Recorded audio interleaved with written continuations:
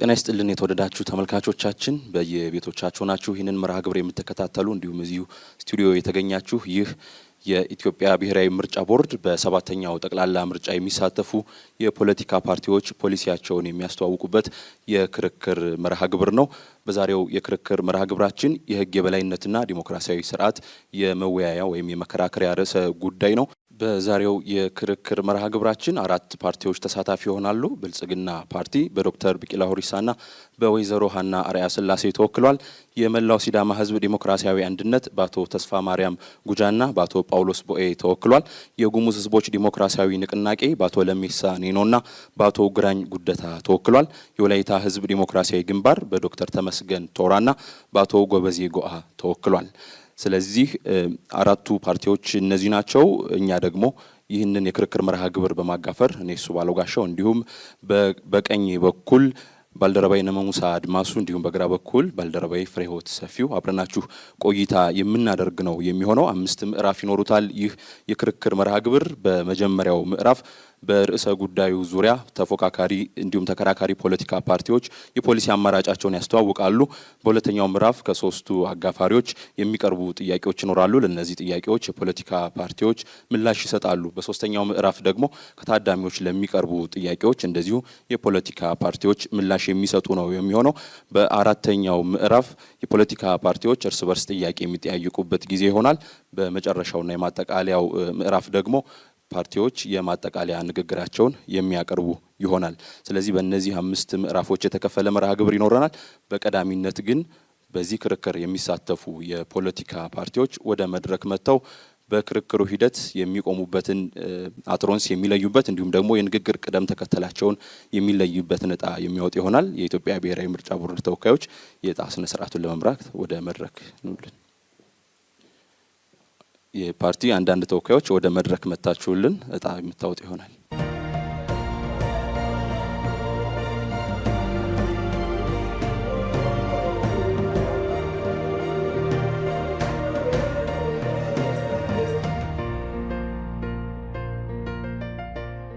የተወደዳችሁ ተመልካቾቻችን አሁን የክርክር ሂደታችንን የምንጀምር ይሆናል በይፋ። ስለዚህ ፓርቲዎች በዚህ ምዕራፍ በርዕሰ ጉዳዩ ዙሪያ ያላችሁን የፖሊሲ አማራጭ ሀሳብ ለተመልካቾች የምታስተዋውቁ ይሆናል። በተራ ቁጥር 1 ላይ የተቀመጠው የመላው ሲዳማ ሕዝብ ዲሞክራሲያዊ አንድነት ፓርቲ ነው። ስለዚህ መጀመር ትችላላችሁ። አመሰግናለሁ። የተከበራችሁ የሀገራችን ሕዝቦች፣ የተከበርክ የሲዳማ ሕዝብ፣ ክቡራንና ክቡራት የክርክር ታዳሚዎችና አወያዮች፣ በሀገራችን ለሚደረገው 7ኛ ጠቅላላ ምርጫ የክርክር ፕሮግራም እንኳን ያደረሰን አደረሳችሁ በማለት በመላው ሲዳማ ሕዝብ ዲሞክራሲያዊ አንድነት ፓርቲ ስም ደስታዬን ለመግለጽ እወዳለሁ። ፓርቲያችን የመላው ሲዳማ ሕዝብ ዲሞክራሲያዊ አንድነት ፓርቲ ከኢትዮጵያ ብሔራዊ ምርጫ ቦርድ ሕጋዊ ሰውነት ማረጋገጫ ምስክር ወረቀት ካገኘበት ከግንቦት 2015 ዓ.ም ጀምሮ የሕግ የበላይነት ዲሞክራሲያዊ አንድነትና የማህበራዊ ፍትህ መስፈንን ዓላማው አድርጎ የሚታገል ዲሞክራሲያዊ ፓርቲ ነው። የሕግ የበላይነት ማለት ሕግ ከማንም በላይ የሚሆንበት፣ ባለስልጣናትም ሆኑ ተራው ዜጋ በእኩልነት የሚዳኙበት ስርዓት ነው።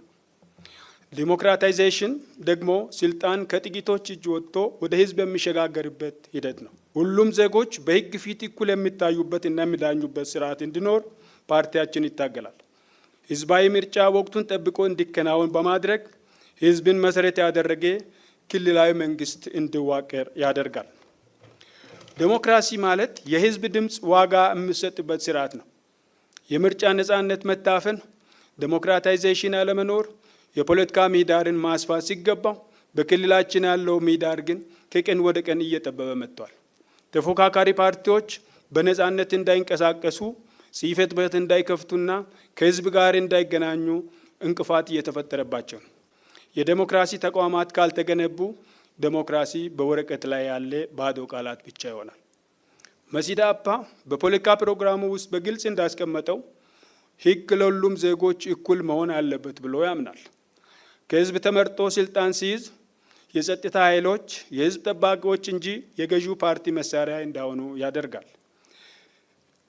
ያለ በቂ የህግ ማስረጃ የሚደረግ ማንኛውም ስርዓት በአስቸኳይ እንዲቆም በማድረግ ከህዝቡ ጋር በመመካከር ይሰራል። ፍትህ ለሁሉም በሚል መሪ ቃል ዳውም ሆነ ባለስልጣኑ በህግ ፊት እኩል የሚታዩበትን ነፃ የፍርድ ስርዓት እንዲዘረጋ ያደርጋል።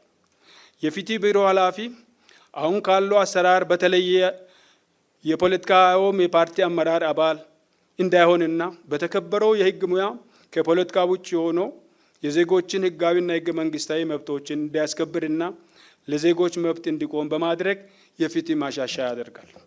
የተከበራችሁ የሀገራችን ህዝቦችና ፓርቲያችንን ለመምረጥ የተዘጋጀው የሲዳማ ህዝብ ሆይ ለህግ የበላይነት ለእውነተኛ ዲሞክራሲ ሰዓት ተጠናቋል። ተራ ቁጥር 2 የወላይታ ህዝብ ዲሞክራሲያዊ ግንባር መቀጠል ትችላላችሁ። የተከበራችሁ የኢትዮጵያ ብሔር ብሔረሰቦችና ህዝቦች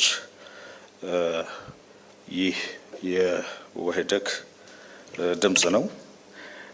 በሁለት ጉዳዮች ላይ ነው እንግዲህ ሀሳብ የራሳችንን አቋም የምናራምደው የህግ የበላይነትና የዲሞክራሲያዊ ስርዓት ግንባታ ላይ የእኛን የፓርቲያችንን ግምገማ የምናስቀምጥ ይሆናል። የህግ የበላይነት ዓለም አቀፋዊ ማብራሪያ አለው።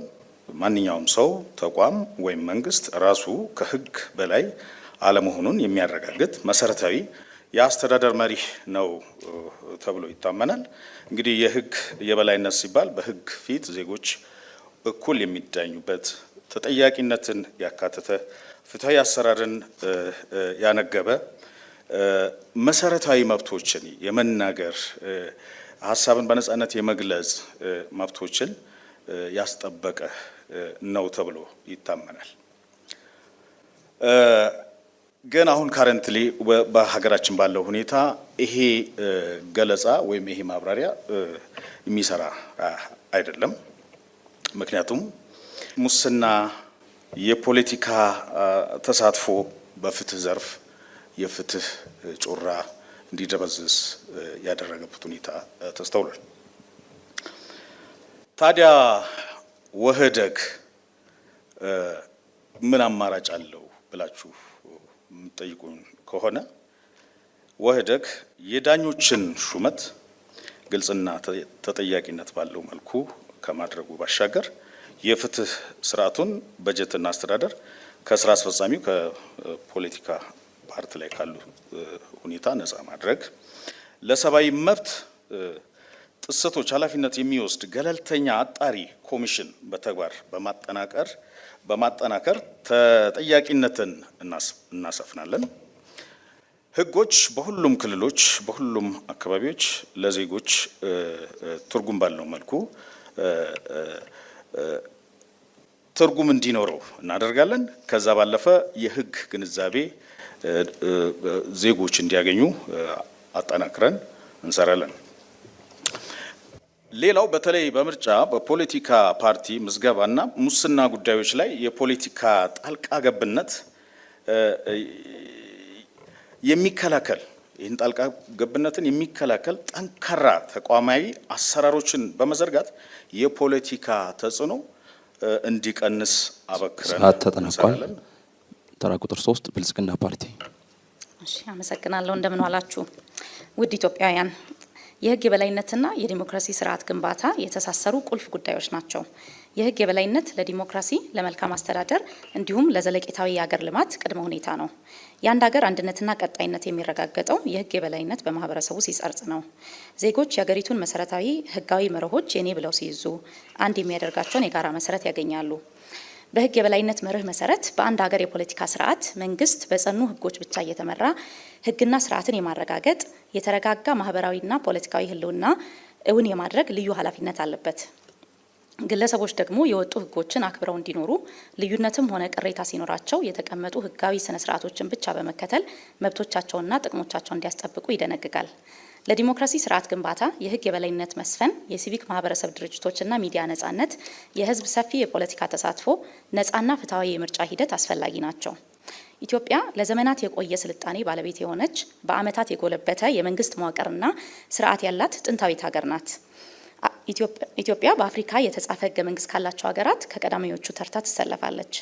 በሀገሪቱ የተለያዩ ክፍሎች ያሉ ማህበረሰቦች የቀረጿቸው ልዩ ልዩ ባህላዊ ስርዓተ መንግስታት በህጎችና በደንቦች ተገድበው ሲኖሩ ቆይተዋል። በመላው ሀገሪቱ የሚገኘው የኢትዮጵያ ህዝብ በባህላዊ ትውፊቱ በምሳሌያዊ አነጋገሮቹና ብሂሎቹ ለፍትህና ለርትዕ ትልቅ ቦታ እንደሚሰጥ መገንዘብ ይቻላል። ሆኖም በህግ ያልተገደበ የመንግስት ስልጣን ባህል እና ለብዙ ምዕት ዓመታት ያልተለዩን የእርስ በርስ ጦርነቶች በሀገሪቱ የህግ የበላይነት እንዳይኖርና ፍትህ እንዳይሰፍን ከማድረጉም በላይ ሀገራችን እምቅ አቅሞቿንና ሀብቶቿን ሳትጠቀም በድህነት ጥላ ስር እንድትቆይ አድርጓል። ብልጽግና ፓርቲ በኢትዮጵያ ዘላቂ ዋስትና ያለው ዲሞክራሲ እንዲሰፍን፣ ኢኮኖሚያዊና ማህበራዊ እድገት እንዲፋጠን፣ በህግ የበላይነትና በህዝቡ ፈቃድ ላይ የተመሰረተ አንድ የፖለቲካ ማህበረሰብ በጋራ መገንባት እንደሚያስፈልግ ያምናል። ፓርቲያችን ይህ መርህ በተጨባጭ እንዲተገበር በኢትዮጵያ ለህግ የበላይነት መጽናት ሳንካ ሆነው የቆዩ ጉዳዮችን አንድ ባንድ ሲያርም ቆይቷል። በተለይም የህጎችን ህገ መንግስታዊነት በማረጋገጥና ለአስተዳደር ፍትህ መሰረት በመጣል ያለ አግባብ የተወነጀሉ ዜጎችና የፖለቲካ ቡድኖች ጉዳይ በይቅርታና በምህረት እልባት እንዲያገኙ በማድረግ የዲሞክራሲ ምህዳሩን በማስፋት የሲቪክ ማህበራትና ሚዲያዎች በነጻነት እንዲሰሩ መደላደል በመፍጠር የመብቶች ጥበቃን በማጠናከር ነጻና ፍትሃዊ ምርጫ በማካሄድ ቁልፍ የመንግስት የፍትህና የዲሞክራሲ ተቋማት ይህን ለመፈጸም በሚያስችላቸው ቁመና ላይ እንዲገኙ የሚያስችሉ ሰፋፊ የሪፎርም ስራዎች በመስራት ሰፊ ርብርብ ስናደርግ ቆይተናል። እነዚህ ጥረቶች የህግ የበላይነት በኢትዮጵያ እንዲረጋገጥ ትልቅ መሰረት የጣሉ ናቸው።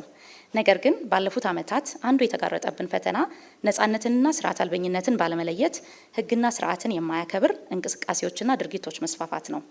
ለህግ ተገዥነትን ወደ ጎን በማድረግ በጥላቻ የሚወሰዱ እርምጃዎች ህዝባችንን ለብዙ እንግልትና ስቃይ ዳርገውታል። በአንድ በኩል ቀደም ብሎ በህግ የበላይነት እጦት የደረሰውን በደልና ግፍ ለመካስ እና ዳግም እንዳይከሰት ለማድረግ፣ በሌላ በኩል ደግሞ ስርዓት አልበኝነትን በማስቆምና የሀገሪቱን ሰላም በመመለስ የህግ የበላይነትን በማያዳግም ሁኔታ የሚያረጋግጥ ስርዓት እየገነባ እንገኛለን።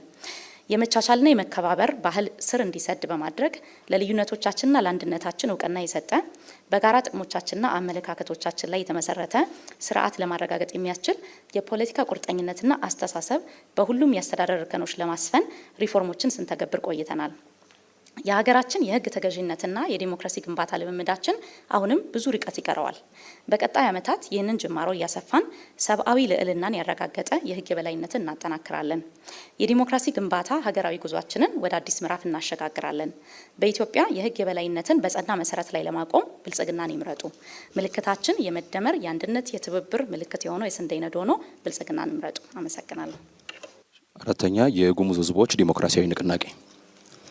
አመሰግናለሁ። የተከበራችሁ የመላው ሀገራችን ህዝቦችና የቤኒሻንጉል ጉሙዝ ህዝቦች ዛሬ ለጠቅላላ ሰባተኛ ምርጫ እዚህ ተገኝቼ ከህዝባችን ፊት የፖሊሲያችን ለማሳወቅ በማበቃቴ ከልብ አመሰግናለሁ። እንኳን በሰላም አገናኘን ይላለሁ። የጉሙዝ ህዝብ ዲሞክራሲያዊ ንቅናቄ የተመሰረተው 2006 ሲሆን በክልላዊ ፓርቲ የሚንቀሳቀስ ፓርቲ ነው። ስለዚህ ፓርቲያችን የሚከተለው አይዲዮሎጂ ወይም ርዕዮተ ዓለም አብዮታዊ ዲሞክራሲ ነው የሚከተለው። ስለዚህ ፓርቲያችን ሲደራጅ የህግ የበላይነት ቅድሚያ ለሰላም ነው የሚሰጠው። የህግ የበላይነት እንዲረጋገጥ እና የዲሞክራሲ ስርዓትም እንዲረጋገጥ፣ ሰብአዊ መብቶች እንዲከበር የተደራጀ ፓርቲ ነው። ስለዚህ በኢትዮጵያ ሀገራችን ህገ መንግስት ሁሉ ሰው በህግ እኩል ነው ይላል አንቀጽ 25። ስለዚህ ህገ መንግስታችን በሚያስቀምጠው መሰረት በክልላችን ወይም በሀገራችን ህገ መንግስቱ በተቀመጠ መሰረት አይደለም እየተካሄደ ያለ። ስለዚህ ይሄ ህገ መንግስት ለድሃ ነው የሚሰራ፣ ለሌሎች እንደማይሰራ በተጨባጭ በክልላችን ካለው አካሄድ የሚታይ ነው። ሁለተኛ የፍትሃዊ ሀብት ክፍፍል ለማረጋገጥ የተደራጀ ፓርቲ ነው። ይህንን ፍትሃዊ ልማት እንደ መብራት፣ እንደ መንገድ እስካሁን ድረስ ህዝባችን ቤኒሻንጉል ጉሙዝ ያለው በተለይ ጉሙዝ ሰፈር የሚኖሩበት አካባቢ ከማሺ ዞን መብራት የሚባል በአይን እንኳን ማየት ያልተቻለ ህዝብ እነዚህ ለማስተካከል የተደራጀ ድርጅት ነው። ስለዚህ የህግ የበላይነት ስንል ህግ የበላይነት እንደሚያስቀምጠው የሀገሪቱ የበላይ ህግ እንደሆነ ማንኛው ባለስልጣን ማንኛውም ፓርቲም ማንኛውም አካል ይህ ህገ መንግስት የማከበር ለዚህ ህገ መንግስት ተጋጂ የመሆን ይደነገጋል። ነገር ግን በክልላችን እንደዚህ አይነት ህገ መንግስታችን የማይከበርበት ሁኔታ ይታያል። ስለዚህ እነዚህ ለማስተካከል ወይም ለመስራት ፓርቲያችን የተደራጀበት ምክንያት ለዚህ ነው። ሌላ በዚህ በህገ መንግስት የተቀመጡ መርሆዎች የሰው ልጅ የተፈጠሮ መብቱ የማይጣስና የማይደፈር ይላል። ነገር ግን በክልላችን ይህንን የተከበረ አይደለም። ዜጎች ወጥቶ በሰላም አይመለስም። ዜጎች የማዘዋወር መብት የተገደበ ነው።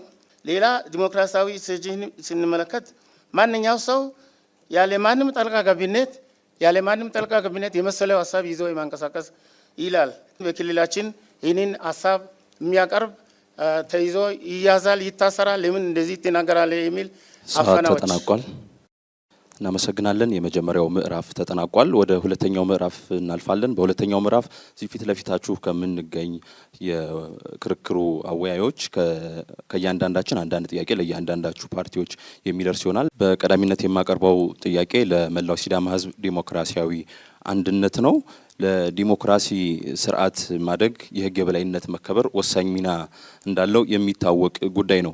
የህግ የበላይነትን በማስፈን ረገድ የዲሞክራሲ ምህዳሩንም ለማስፋት የምትቀይሯቸው ወይም የምታሻሽሏቸው ህጎች አሉ? ካሉስ የትኞቹ ናቸው? ከህግ ባለፈም በአሰራር ደረጃም የምትቀይሩት ነገር አለ ወይ? እሺ፣ አመሰግናለሁ። መሲዳፓ ዲሞክራሲያዊ ፓርቲ ነው። ህዝቡ ውክልና ከሰጠን የምናሻሽላቸው አዲስ የምናስገባቸው አሰራሮች ይኖራሉ።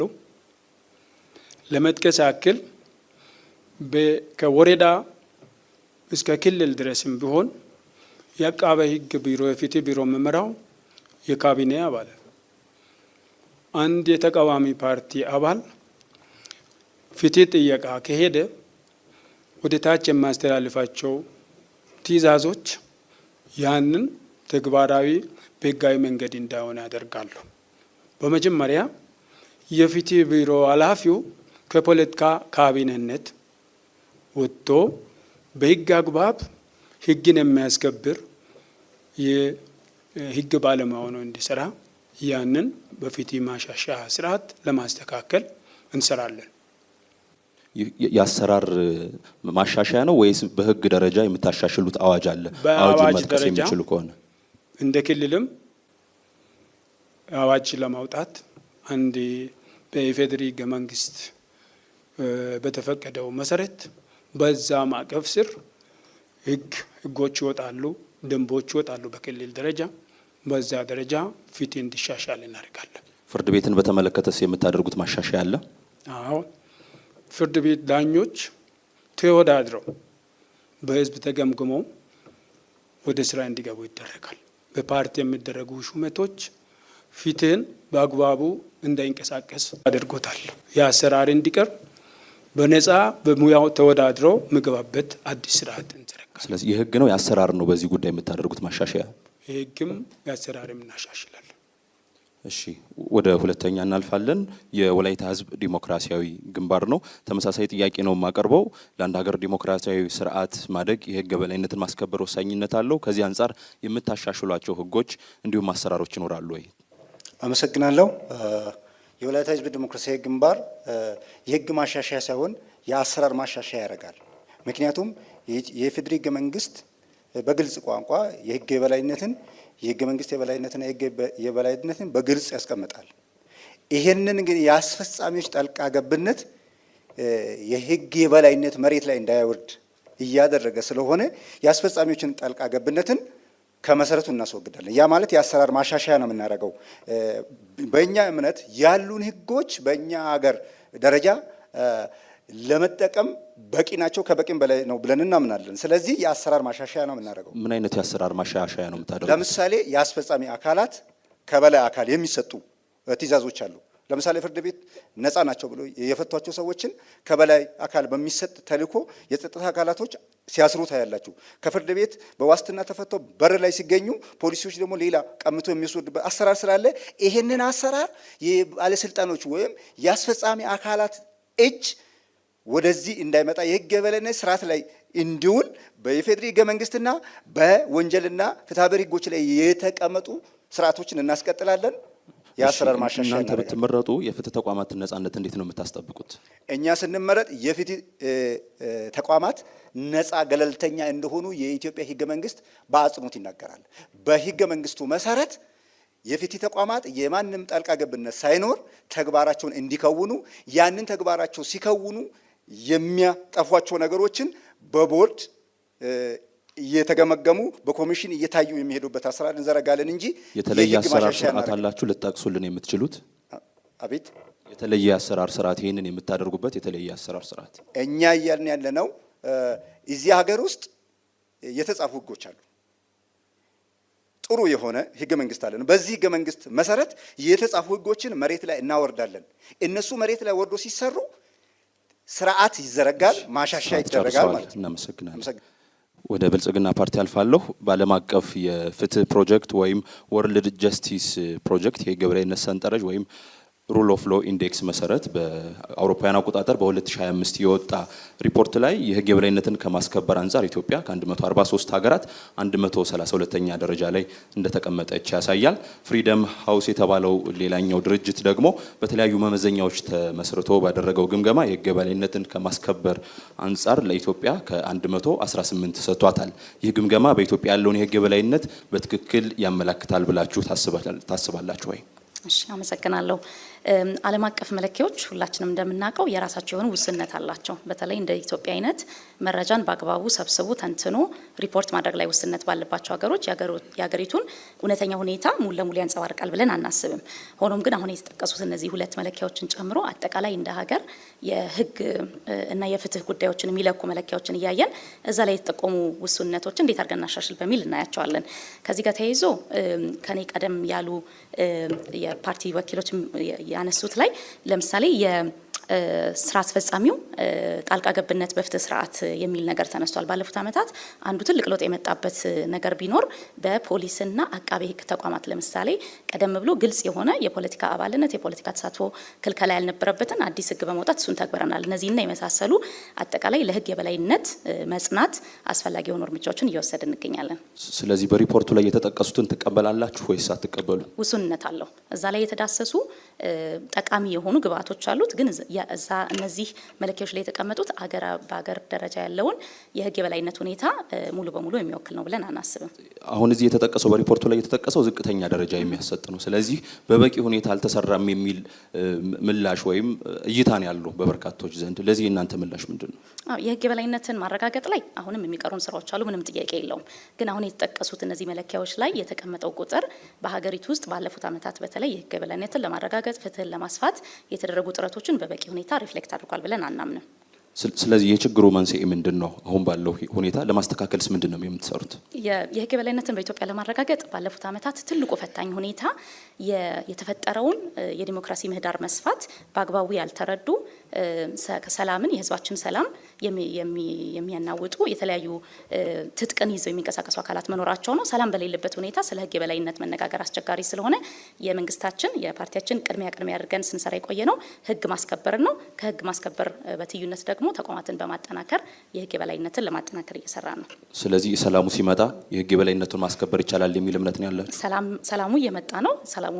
የሰላምን የማረጋገጥ ስራ እየሰራ ነው። ግን እሱ ብቻውን በቂ አይደለም። ጠንካራ ተቋማት ያስፈልጋሉ ይሄንን ኢንፎርስ የሚያደርጉ። እሺ፣ ሰዓቶትን አጠናቀዋል። አራተኛ የጉሙዝ ህዝቦች ዲሞክራሲያዊ ንቅናቄ ነው። ለእናንተ የማቀርበው ጥያቄ ደግሞ የዲሞክራሲያዊ ስርዓትን ለማስከበር የህግ የበላይነት መከበር ቀዳሚ ጉዳይ እንደሆነ ይነገራል። ከዚህ ጋር በተያያዘ እናንተ ብትመረጡና መንግስት መመሰረት ብትችሉ ምን አይነት ህጎችን ታሻሽላላችሁ? በአሰራር ደረጃስ የምታሻሽሏቸው ጉዳዮች ይኖራሉ ወይ? አመሰግናለሁ። የጉሙዝ ሕዝብ ዲሞክራሲያዊ ንቅናቄ ሁለት ማሻሻያዎች ያደርጋል ብለን እናስባለን። አንደኛ የፍትህ ስርዓቱና የዳኝነት ስርዓት ገለልተኛና ነጻ እንዲሆን መሬት እንዲነካ ተግባራዊነቱ ማሻሻያ እናደርጋለን ብለን እናስባለን። ሁለተኛ ደግሞ እንደ ጉሙዝ አካባቢ የጉሙዝ የሚታወቀው በባህላዊ ዳኝነት ነው። የባህላዊ ዳኝነትም ከዘመናዊ ዳኝነት ጎን ቆሞ ይሄ አጋዥ እንዲሆን በመመሪያ ደረጃ እናወጣለን ብለን እናስባለን። ተግባራዊ እየተደረጉ ያሉ የባህላዊ ዳኝነት ስርዓቶች እንዳሉ ይታወቃል። ከዛ የተለየ ምንድን ነው እናንተ የምታደርጉት? የተለያየ የምናደርገው በአካባቢ ደረጃ የሚፈጠሩ ችግሮች ሊኖሩ ይችላሉ። እነዚህ ችግሮች ግን ወደ ሕግ ደረጃ የማይደርሱ በአካባቢ ዳኝነት የሚፈቱ በአካባቢ አገር ሽማግሌ እንዲፈቱ ለማድረግ እቅድ ይዘናል። እናሻሽላለን። ይሄ በመመሪያ ደረጃ ወጥተን ተግባራዊ እናደርጋለን ብለን እናስባለን። አሁንም ተግባራዊ እየተደረገ ያለ እና ከዛ አንጻር የሚለይ ነገር አለው ወይስ ያለውን ማስቀጠል ነው? የምናስቀጥለው በህግ ደረጃ የወጡ ህጎች መሬት እንዲነኩ ተግባራዊ እናደርጋለን። ይሄ ማሻሻያ እናደርጋለን ብለን እናስባለን። ምናሻሽለው መሬት ያልነካ ፓርቱ ላይ ነው ምናሻሽለው።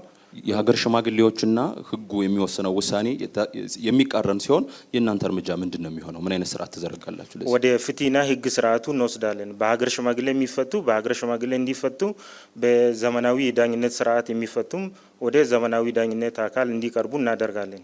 ስለዚህ የበላይ የሚሆነው የዘመናዊ ዳኝነት ስርዓቱ ነው ማለት ነው። አዎ። እሺ፣ እናመሰግናለን። እኔ ያስኳቸውን ጥያቄዎች አጠናቅቅ ያለው በሁለተኛነት ባልደረባይ ነው ሙሳ አድማሱ ጥያቄዎችን የሚያቀርብ ይሆናል። አመሰግናለሁ። ለእያንዳንዳችሁ ተመሳሳይ ጥያቄ ነው የምጠይቃችሁ። የመጀመሪያው የመላው ሲዳማ ህዝብ ዲሞክራሲያዊ አንድነት ነው የሚሆነው ጥያቄው። ለህግ የበላይነት መከበር የፍትህ አካላት ማለትም ፍርድ ቤት፣ ፖሊስ እና አቃቤ ህግ ወሳኝ ሚና እንደሚጫወቱ ግልጽ ነው። በተለይም ተቋማቱ ሚናቸው እንዲጫወቱ ደግሞ ነጻነት እንደዚሁም ገለልተኝነት፣ በሌላ በኩል ደግሞ የሰራተኞቹ ብቃት ወሳኝ ሚና እንዳለው ይታወቃል። ስለዚህ ይህን ለማረጋገጥ ሪፎርም ለማድረግ ያስባችሁ ምንድን ነው? በተለይም ደግሞ እንደ ሲዳማ መግቢያ ላይ ያነሳችሁት ያለምንም የህግ ሂደት በፖሊስ ጣቢያዎች እየማቀቁ የሚገኙ ማለት ነጻነት እንደሌለ ነው እየገለጻችሁ የነበረው ማለት ነው።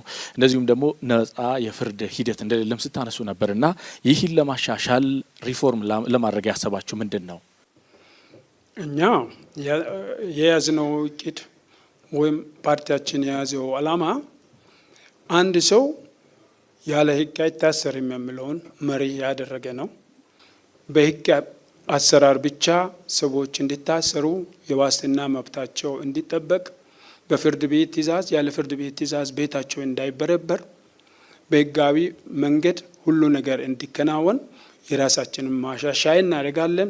ከህዝቡ ጋር በመመካከር ያንን የሚያስፈጽም ገለልተኛ አካል፣ ገምጋሚ አካል እናዋቅራለን። ገምጋሚው ቢያንስ በአመት 2 ጊዜ ከህዝቡ የሰበሰባቸውን ቅሬታዎች ከህጉ አንጻር ገምግሞ ለህዝብ ለሚዲያ ይፋ የሚያደርግ አካል በማዘጋጀት በዛው እንዲሻሻል እናደርጋለን። በጣም እናመሰግናለን። ቀጣይ ተጠያቂ የሚሆነው የወላይታ ህዝብ ዴሞክራሲያዊ ግንባር ነው። ይህን ሁለተኛ ጥያቄ አነብላቸዋለሁ። ለህግ የበላይነት መከበር የፍትህ አካላት ማለትም ፍርድ ቤት፣ ፖሊስ፣ አቃቤ ህግ ወሳኝ ሚና እንደሚጫወቱ ይገለጻል። ተቋማቱ ሚናቸውን እንዲጫወቱ ተቋማዊ ነጻነት እንዲሁም ደግሞ በተቋማቱ የሚሰሩ ሰራተኞች ደግሞ ብቃት ሊኖራቸው ይገባል። የእነዚህን ተቋማት ነጻነት፣ ብቃት ከማሻሻል አንጻር ምን ሪፎርም ለማድረግ ለማሻሻል አስባቸዋል መንግስት ከሆናችሁ? አመሰግናለሁ።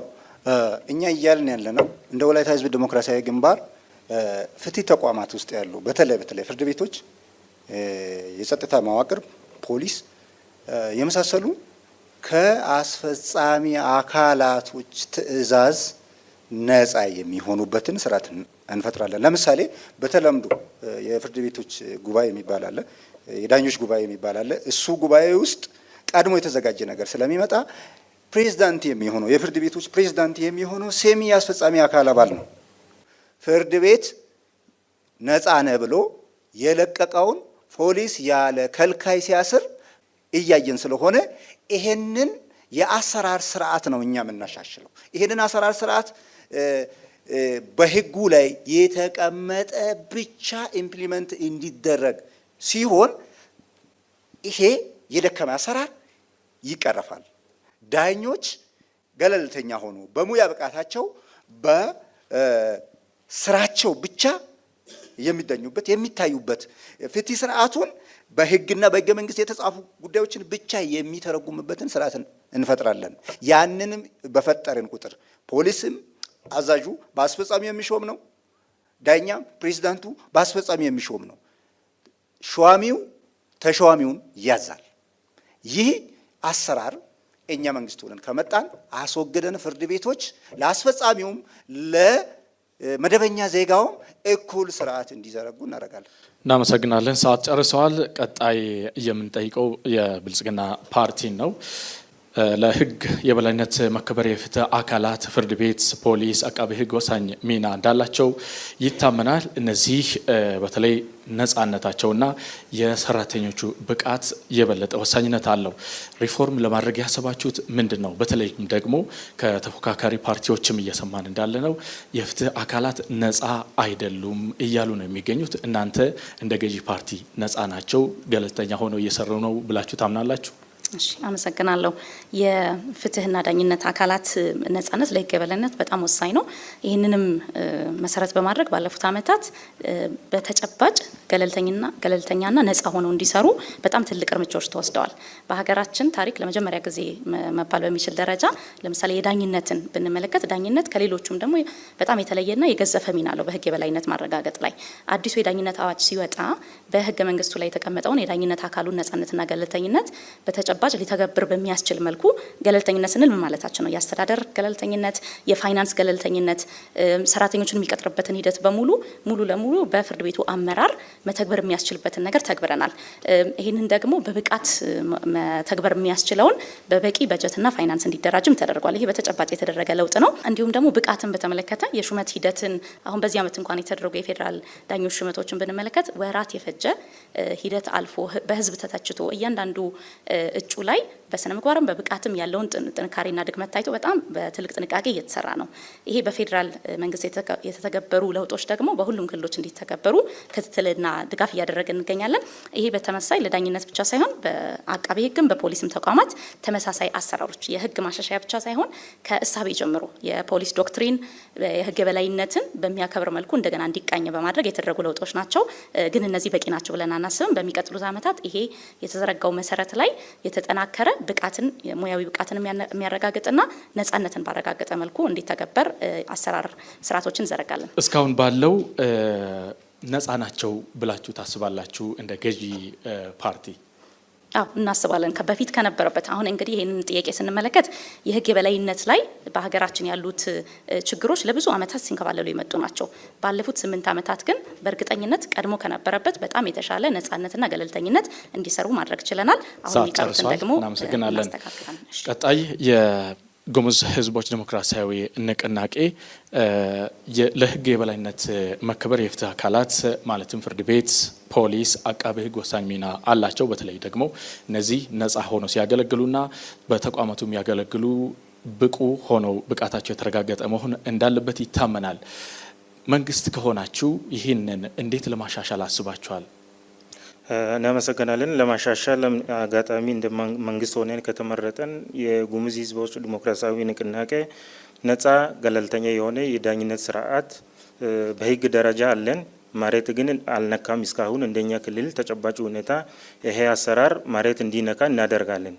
ይሄ ፖሊሶችን ፍትህ አካላትም አሰራሩ እስካሁን በሚያስቀምጠው መሰረት ነጻና ገለልተኛ ላይ ችግር ስላለባቸው ይሄ አሰራር በገለልተኝነት ደረጃ እንዲመራ እናደርጋለን።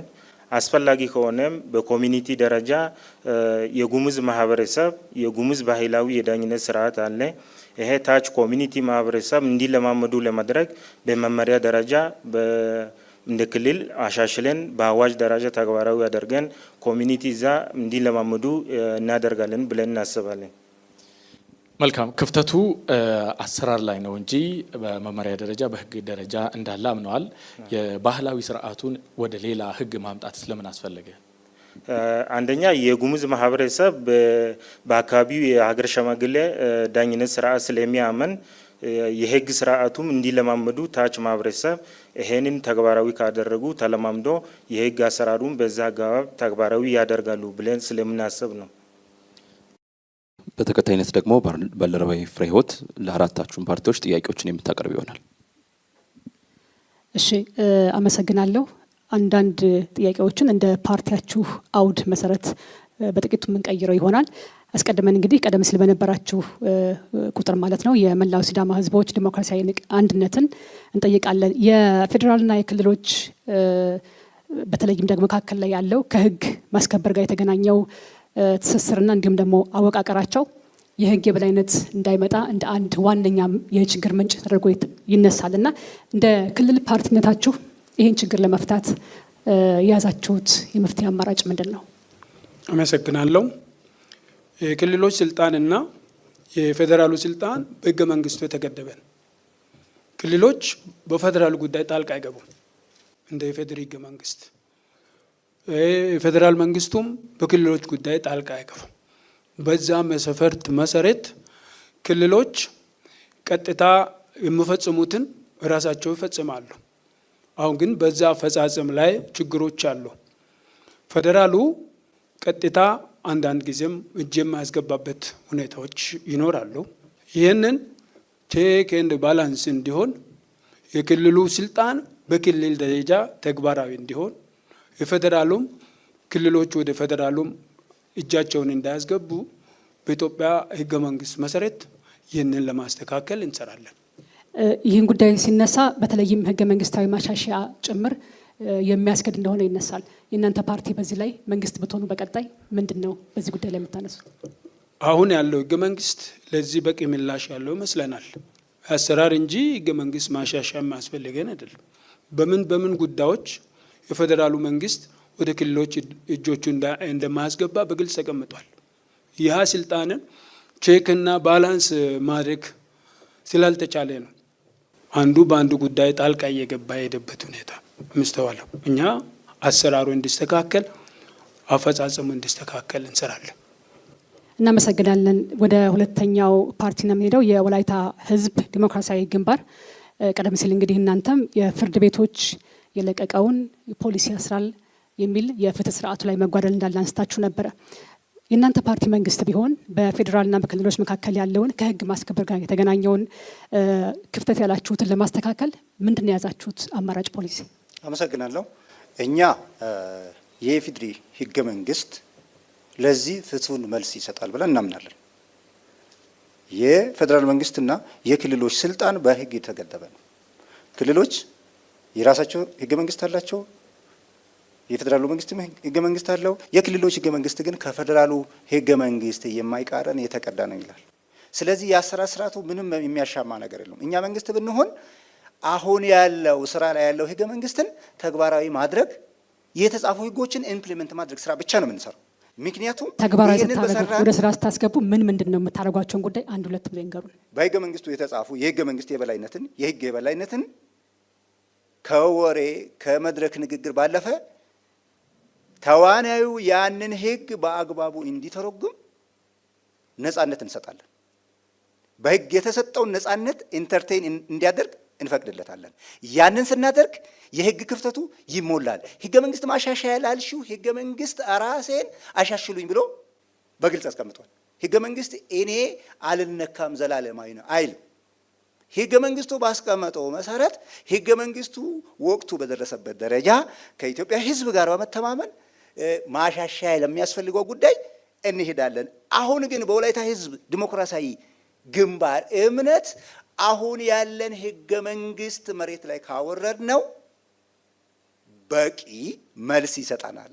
አሁን ችግሩ የህግ የበላይነት የፍትህ ተቋማት ችግሮች የሚመጣው የአስፈጻሚው ጣልቃ ገብነት ነው። ቅድም አንስተሻል። የፌዴራል መንግስቱ ጉዳይ ማስፈጸም ሲፈልግ ህገ መንግስቱ ሳይፈቅድም ክልሎች ገዘው ብሎ ይገባል። ክልሎች ደግሞ ለፌዴራል መንግስት ስርዓቱ ክልሎች ሉዓላዊ ነው። የክልሎች ይሁንታ ውጤት ነው።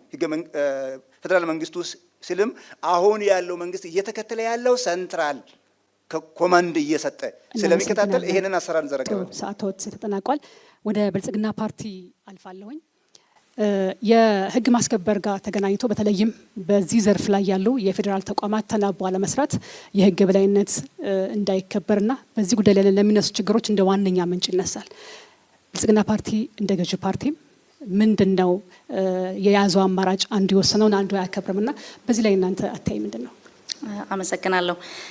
እንደተነሳው ለአንድ ሀገር የህግ የበላይነት መከበር እነዚህ ተቋማት ተቀናጅተው ተባብረው መስራታቸው በጣም አስፈላጊ ነው። አንዱ ያንዱን ስልጣንና ኃላፊነት አክብሮ መስራቱ በጣም ወሳኝ ነው። እዚህ ላይ የነበሩ በጣም ሰፋፊ ክፍተቶች ነበሩ። የፍትህ ዘርፉን ስናስብ በፌዴራልም በክልልም ደረጃ ተያያዥ ስለሆነ ስራው በፖሊስ ተጀምሮ አቃቤ ህግ ወደ ፍርድ ቤትና ወደ ማረሚያ መሄድ ጉዳይ ስለሆነ እዛ ላይ የነበሩ አለመናበቦች የፈጠሯቸው ክፍተቶች ነበሩ። ይሄን ለማረም ባለፉት ዓመታት ሁሉን አቀፍ የሆነ የ3 ዓመት ትራንስፎርሜሽን በሚለው እቅድ ውስጥ እነዚህ ተቋማት በተሻለ መናበብ እንዲሰሩ ተደርጓል። በዛም ትልልቅ ውጤቶች መጥተዋል። ቅድም የተነሱ ጉዳዮች አሉ። ለምሳሌ በፍርድ ቤት አንድ ውሳኔ ተሰጥቶ ፖሊስ ሌላ ነገር ያደርጋል ሲባል አንደኛው ነገር መገንዘብ ያለብን አንድ ሰው በአንድ ወንጀል ነጻ ሲባል በሌላ ወንጀል ደግሞ ተጠያቂ ሊሆን ይችላል። ስለዚህ እነዚህ ስርዓቶች በአግባቡ መሰራታቸውን ግን ማረጋገጥ የሚያስችል የተሻለ የቅንጅት ስርዓት ተዘርግቷል። ይህን ስንል የፍትህ ስራ እንግዲህ በየዕለቱ ሲተገበር በወንጀልም ሆነ በሌሎች ጉዳዮች ላይ የተለያዩ ውስንነቶች፣ ክፍተቶች ሊኖሩ ይችላሉ። ዋናው ነገር ግን እነዚህን ክፍተቶች እያየን የምናረምበት ስርዓት አለ ነው የሚለው። ፍርድ ቤት ነጻ ብሎ የለቀቃቸውን ግለሰቦች ፖሊስ ሲይዝ ይሄኛው እንደ አንድ ችግር በዚህ ዘርፍ ላይ እንደ አንድ ችግር የሚነሳ ጉዳይ ነው። በተደጋጋሚ ደግሞ እንደ ቅሬታም የሚነሳ ነው። በማህበረሰቡ የፍርድ ቤት ውሳኔ ፖሊስ አያከብርም የሚል ቅሬታዎች ይነሳሉ። ብልጽግና ፓርቲ በዚህ ላይ ምላሹ ምንድን ነው? አንዳንድ ጊዜ እነዚህ ቅሬታዎች የሚነሱት ሁኔታውን ካለመገንዘብ፣ ለምሳሌ አንድ ሰው በአንድ ወንጀል ነጻ ነው ማለት ከሁሉም ወንጀል ነጻ ነው ማለት አይደለም። በሌላ ወንጀል ተጠርጥሮ ተፈልጎ ሊያዝ ይችላል። ይሄ ሲባል ግን ያለአግባብ የሆኑ እስሮች የሉም ማለት አይደለም፣ አሉ።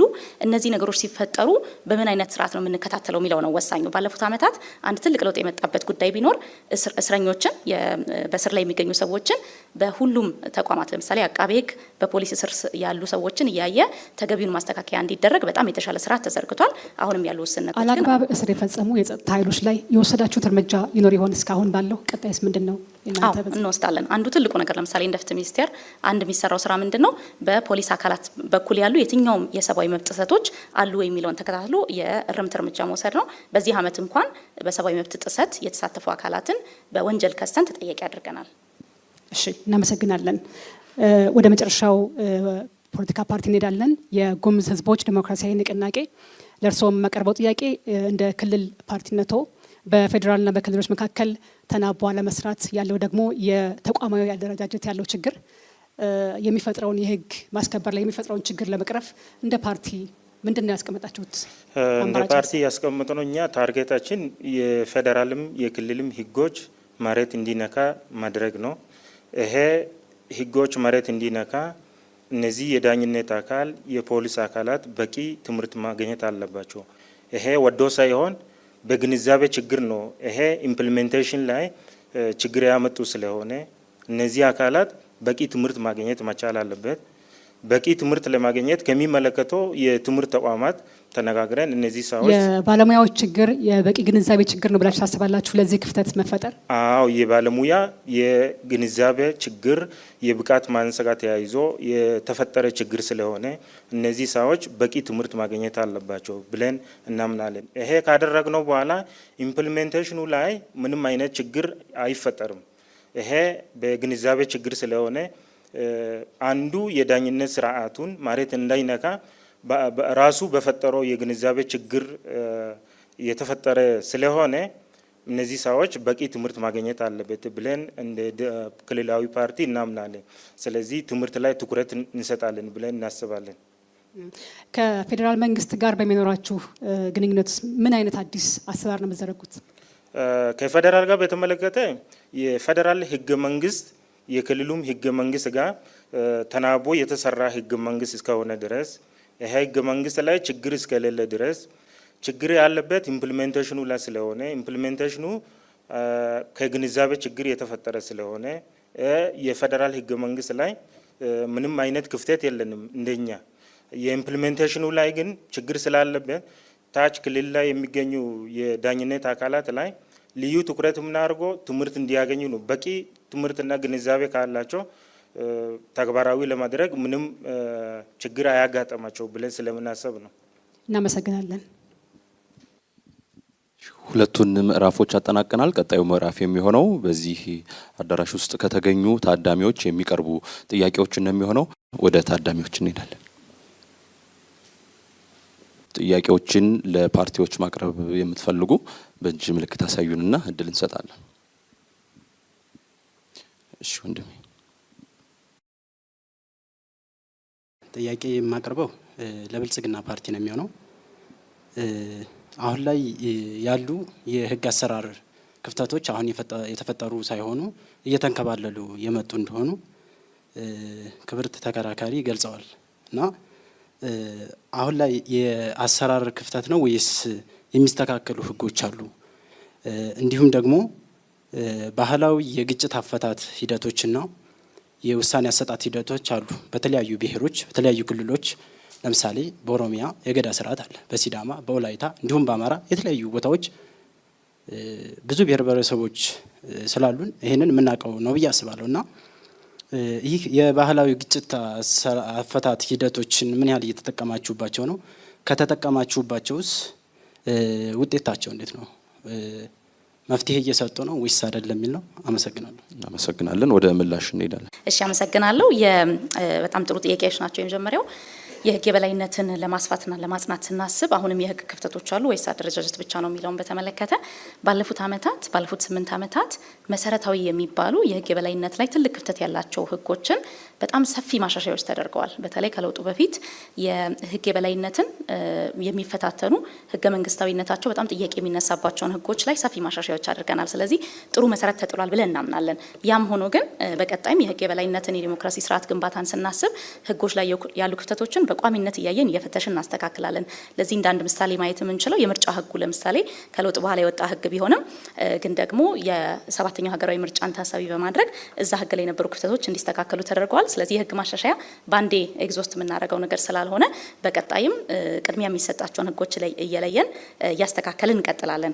ባህላዊ ግጭት አፈታት ስርዓቶችን በተመለከተ በትክክል እንደተነሳው በሀገራችን ለብዙ ዘመናት የዳበሩ የባህላዊ ግጭት አፈታት ስርዓቶች ቢኖሩም እስከ ቅርብ ጊዜ ድረስ ግን የህጋዊ እውቅና ባለመሰጠቱ ምክንያት የህግ የበላይነትን ለማረጋገጥ ያላቸው ሚና በጣም ውስን ሆኖ ቆይቷል። ባለፉት ዓመታት ከተደረጉት ለውጦች አንዱ መሰረታዊ ነገር በክልሎች በየአካባቢው ያለውን ቤኒሻንጉል ጉሙዝ ክልልን ጨምሮ በየአካባቢው ያሉ የባህላዊ ግጭት አፈታት ስርዓቶችን የህግ እውቅና መስጠት ተችሏል። ይህንንም ተከትሎ ዜጎች እርስ በርስ ባላቸው ግንኙነት በሚያጋጥሟቸው ግጭቶች በውጤታማነት ህግን እንዲያገኙ ለህግ ተደራሽነት በጣም ትልቅ ፋይዳ አላቸው። እስካሁን ድረስ 8 ክልሎች፣ 1 ከተማ አስተዳደር ይሄን ተግብረዋል።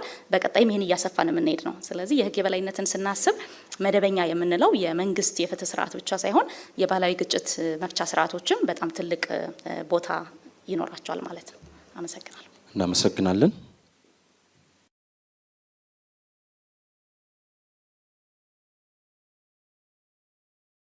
ጥያቄ የሚሆነው ለብልጽግና ፓርቲ ይሆናል።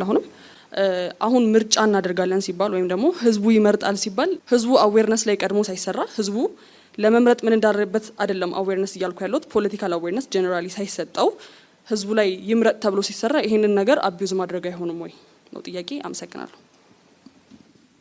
አመሰግናለሁ። የምርጫ ስርዓትን በተመለከተ የምርጫ ስርዓቱ ውስንነት አለ ወይ የሚለው አከራካሪ ነው። አሁን ያለን በአብላጫ ድምጽ የሚሰጥበት የምርጫ ስርዓት ነው። ይሄ በህገ መንግስቱም የተቀመጠ ስርዓት ነው። ባለፉት ዓመታት ደግሞ የምርጫ ህጉን ማሻሻያና ለውጥ ሲደረግ የምርጫ ህጉ ላይ ቀደም ብሎ የነበሩ ውስንነቶችን ለማረም ሰፊ ርቀት ተሄዷል። ይህን ስንል የምርጫ ሂደት ለዲሞክራሲ ስርዓት ግንባታ በጣም መሰረታዊ ስለሆነ የህዝብ ይሁንታ ያለው መንግስት ለመመስረት የሚያስችል የተቋማቱም ጥንካሬ ላይ እንዲሁም ሂደቱም ላይ የተወሰነ ስለሆነ ተቋሙንም ለማጠናከር የምርጫ ቦርድን እንዲሁም ደግሞ የምርጫ ሂደቱ ከመጀመሪያው እስከ መጨረሻው ድረስ ነፃና ገለልተኛ ሆኖ መተግበር እንዲችል የሚያስችሉ የህግ ማሻሻያዎች አድርገናል። ስለዚህ በእኛ እይታ አሁን ባለው ሁኔታ የምርጫ ህጋችን ላይ በጣም ጉልህ የሚባል ክፍተት አለ ብለን አናስብም። ቅድም እንዳነሳው ተገቢ ማሻሻያዎች ማድረጋችን እንደተጠበቀ ሆኖ ማለት ነው። የህዝቡ የፖለቲካ መነሳሳትና እውቀት ውሱን ነው የሚለውን በተመለከተ ይህንን የፖለቲካል አዌርነስን ለማሳደግ ካሉ ቁልፍ መሳሪያዎች መካከል አንዱ ምርጫን ማከናወን ነው። ይህንን ማረም የሚቻለው ምርጫን በማስቀረት ሳይሆን በምርጫ ሂደት ውስጥ የዛሬውን መድረክ አይነት ለህዝቡ ሬሌቫንት የሆኑ ጉዳዮች ላይ የተለያዩ የፖለቲካ ቡድኖች ያላቸውን ሀሳብ በማቅረብ ነው። ስለዚህ ምርጫ ማድረግ በራሱ ነው የህዝቡን የፖለቲካ ንቃት ሊያሳድግ የሚችለው። በዚህ ላይ ባለፈውም በ6ኛው ሀገራዊ ምርጫ አሁንም ለ7ኛው ሀገራዊ ምርጫ በሚደረገው ዝግጅት እነዚህ ውይይቶች በጣም በሰፊው መደረጋቸው በራሱ ለህዝቡ የፖለቲካ እውቀት ትልቅ አስተዋጽኦና ፋይዳ አለው ብለን እናምናለን። ስለዚህ በዚህ ሂደት መታለፉና የተለያዩ የፖለቲካ ድምጾች መሰማታቸው በራሱ የህዝቡን የፖለቲካ እውቀት እያሳደገ የሚሄድ ነው። አመሰግናለሁ። እሺ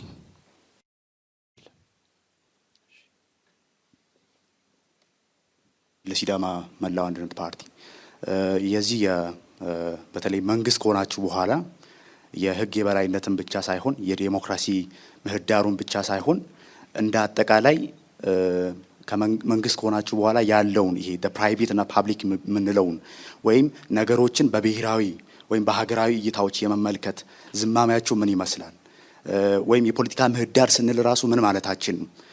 የፖለቲካ እንቅስቃሴ ስንል ወይም የመልካም አስተዳደር ጥያቄ ስንል ከክልላችን ካለው ህዝብ አንጻር ነው የምንመለከተው ወይንስ እንደ ሀገር ያሉ የተለያዩ 12 ክልሎች አሉ፣ 2 ከተማ መስተዳድሮች አሉ። እነዛን ያማከለ ምን አይነት ናሽናል ፖሊሲ ምን አይነት ናሽናል የፓርቲ ማኒፌስቶ አላችሁ የሚለውን አመሰግናለሁ። ፓርቲያችን የመላው ሲዳማ ህዝብ ዴሞክራሲያዊ አንድነት ፓርቲ በማህበራዊ ዴሞክራሲ ወይ በሶሻል ዴሞክራሲ የሚያምን ነው።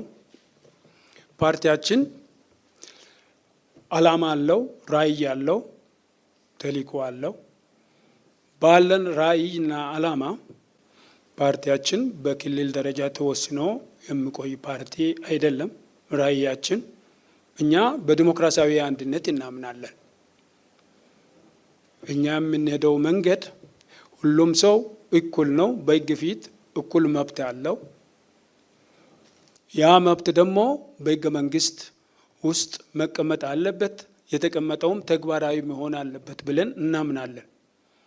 ፓርቲያችን መንግስት ሆኖ ክልላዊ የመንግስት ስልጣን ከያዘ አድማሱን ያሰፋል፣ ስኮፑን እያሰፋ ወደ ሀገር አቀፍ ፓርቲነትም ሊቀየር ይችላል።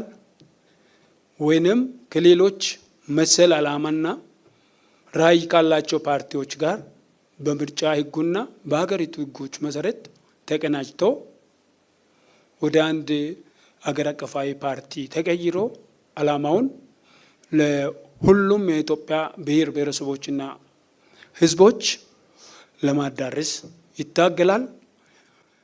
አሁን ባለው ሁኔታም ቢሆን በክልላችን ደረጃ ያሉ ሌሎች ኢትዮጵያውያን ብሔር ብሔረሰቦች ከሲዳማ ህዝብ ጋር እኩል ሆኖ የሚኖሩበት የህግ ማዕቀፍ እንዲፈጠር ተግባራዊም እንዲሆን ይታገላል።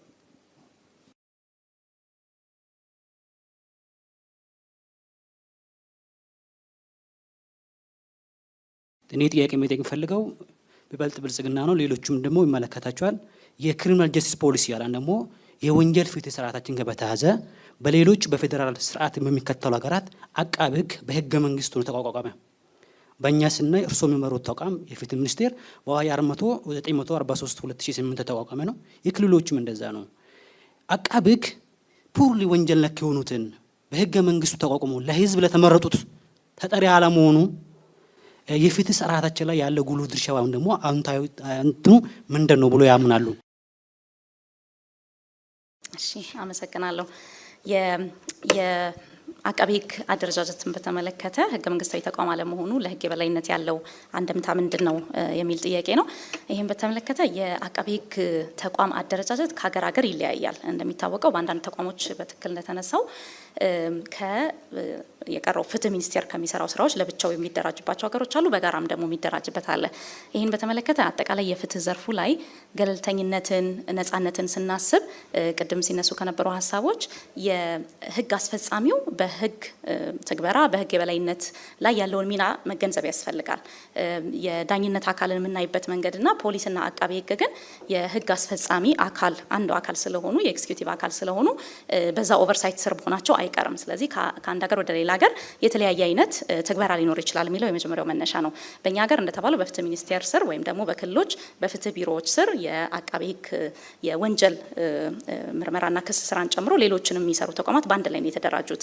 ይሄ በራሱ አደረጃጀቱ በራሱ የህግ የበላይነትን ለመተግበር ችግር ነው ብለን አናስብም። ይሄም የምንልበት ምክንያት ምንድነው? ቅድም እንዳነሳሁት ባለፉት አመታት የአቃቤ ህግ ተቋም ልክ እንደ ዳኝነት አካሉ እንደ ፖሊስ ከፖለቲካ ተጽዕኖ ነጻ ሆኖ እንዲሰራ የህግም የአሰራርም ማሻሻያዎች ተደርገዋል። ከለውጡ በፊት ለምሳሌ የአቃቤ ህግ ተቋማት በፌዴራልም በክልልም ያሉ ግልጽ የሆነ የፖለቲካ ተሳትፎ የሚያደርጉበት የፖለቲካ ፓርቲዎች አባል ሆነው የሚሰሩበት ስርዓት ነበር የነበረው። እዚህ ላይ በጣም መሰረታዊ የሆነ ለውጥ መጥቷል።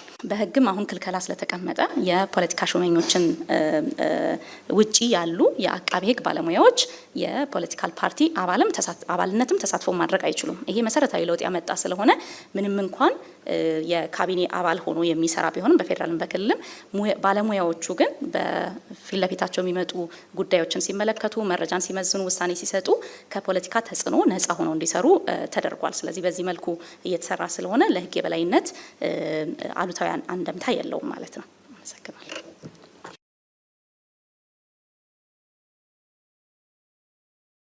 እኔ የማቀርበው ለመላው የወላይታ ህዝብ ፓርቲ ነው። ቀደም ሲሉ እንደነበረው የህገ መንግስቱ ያተገባበር ችግር አለበት ብለው ነበርና ከተለያዩ አካላት ደግሞ የህገ መንግስቱ ነው ኢትዮጵያ ውስጥ ላለው ስርዓት አልበኝነት ምክንያት የሚሉ ሰዎች አሉና ለነኚህ ምን አይነት ምላሽ ነው እናንተ የምትሰጡት? በርካታ ሰዎች ይሄ ህገ መንግስት ለዚህ ሀገር መበታተን መሰረት ነው የሚለው የሚያነሱት ጥያቄ ውሃ የሚቋጠር ጥያቄ ወይም ክላይም አይደለም ብለን እናምናለን። ምክንያቱም የኢፌዴሪ ህገ መንግስት 3/4ኛው የዓለም አቀፍ ህጎችን የያዘ ነው። የፖለቲካ ሳይንስ ተማሪ ናችሁ፣ የህግ ተማሪ ናችሁ፣ ህገ መንግስቱን አንብቡ በደንብ። ህገ መንግስቱ ምንም ጉለት የለም፣ ዜሮ ጉለት ነው ብለን አናምንም። ነገር ግን አሁን ካለን ኢትዮጵያ ነባራዊ ሁኔታ የኢፌዴሪ ህገ መንግስት የአገራችን ችግር ሊፈታ የሚችል የብዛ ማንነት፣ ብዛ ቋንቋ፣ ብዛ ሃይማኖት ባለባት አገሪቷን የሚመስል ህገ መንግስት ለማድረግ ተሞክሯል። እኛ እያልን ያለነው ይሄ ህገ መንግስት መሬት ላይ አልወረደም። እኛ መንግስት ሆነን ስንመጣ ይሄንን ህገ መንግስት መሬት ላይ አውርደን አስፈጻሚዎችን ለስራቸው እዛው ሁኑ፣ የህግ ተርጓሚዎችን ለስራቸው እዚህ ሁኑ ተርጉሙ ብለን ነፃነት ሰጥተን ህገ መንግስታችን ለሀገራችን ብሔር ብሔረሰቦችና ህዝቦች ምቹ እንደሆነ እናረጋግጣለን። ይሄ ህገ መንግስት ተቀዶ መጣል አለበት። ለዚህ ሀገር መበታተን ውሸት ነው። ምክንያቱም የሚፈልጉትን ብቻቸውን የሚገዙትን ስርዓት ለመገንባት ስለሚፈልጉ ነው የሚሉት። ህገ መንግስት ክፍተት ካለበት ህገ መንግስት አንቀጽ 105 104 ቁጭ አርጓል። እኔን እናንተ ደረሳችሁበት ደረጃ ላይ መሻሻል በሚፈልግበት ቦታ ልታሻሽሉኝ ትችላላችሁ ነው የሚለው። አስፈጻሚው ነው። ሰዓቶትን ጨርሷል። እናመሰግናለን።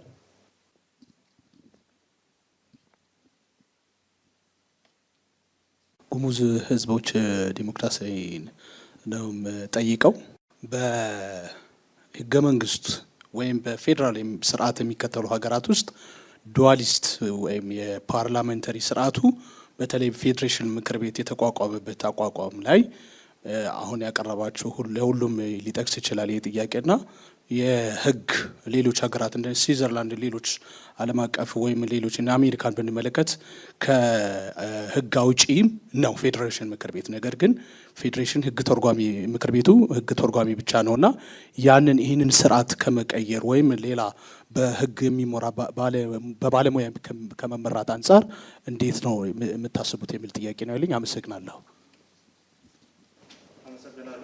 የጉሙዝ ህዝብ ዲሞክራሲያዊ ንቅናቄ ቅድም እንደገለጽ ነው በህገ መንግስት ላይ ምንም አይነት ችግር አለ ብለን አናስብም። ነገር ግን ህገ መንግስቱ ኦፕን ኢንድድ አይደለም። ስለዚህ ከዚህ አንጻር ቅድም ባስቀመጥነው አንግል መሰረት ህገ መንግስቱ ላይ በአተረጓጉም ችግር ስላለበት፣ በአፈጻጸም ሂደት ላይ ችግር ስላለበት እንደኛ ክልል አፈጻጸሙን ማሻሻል በምንችልበት አካሄድ ላይ ትኩረት እናደርጋለን።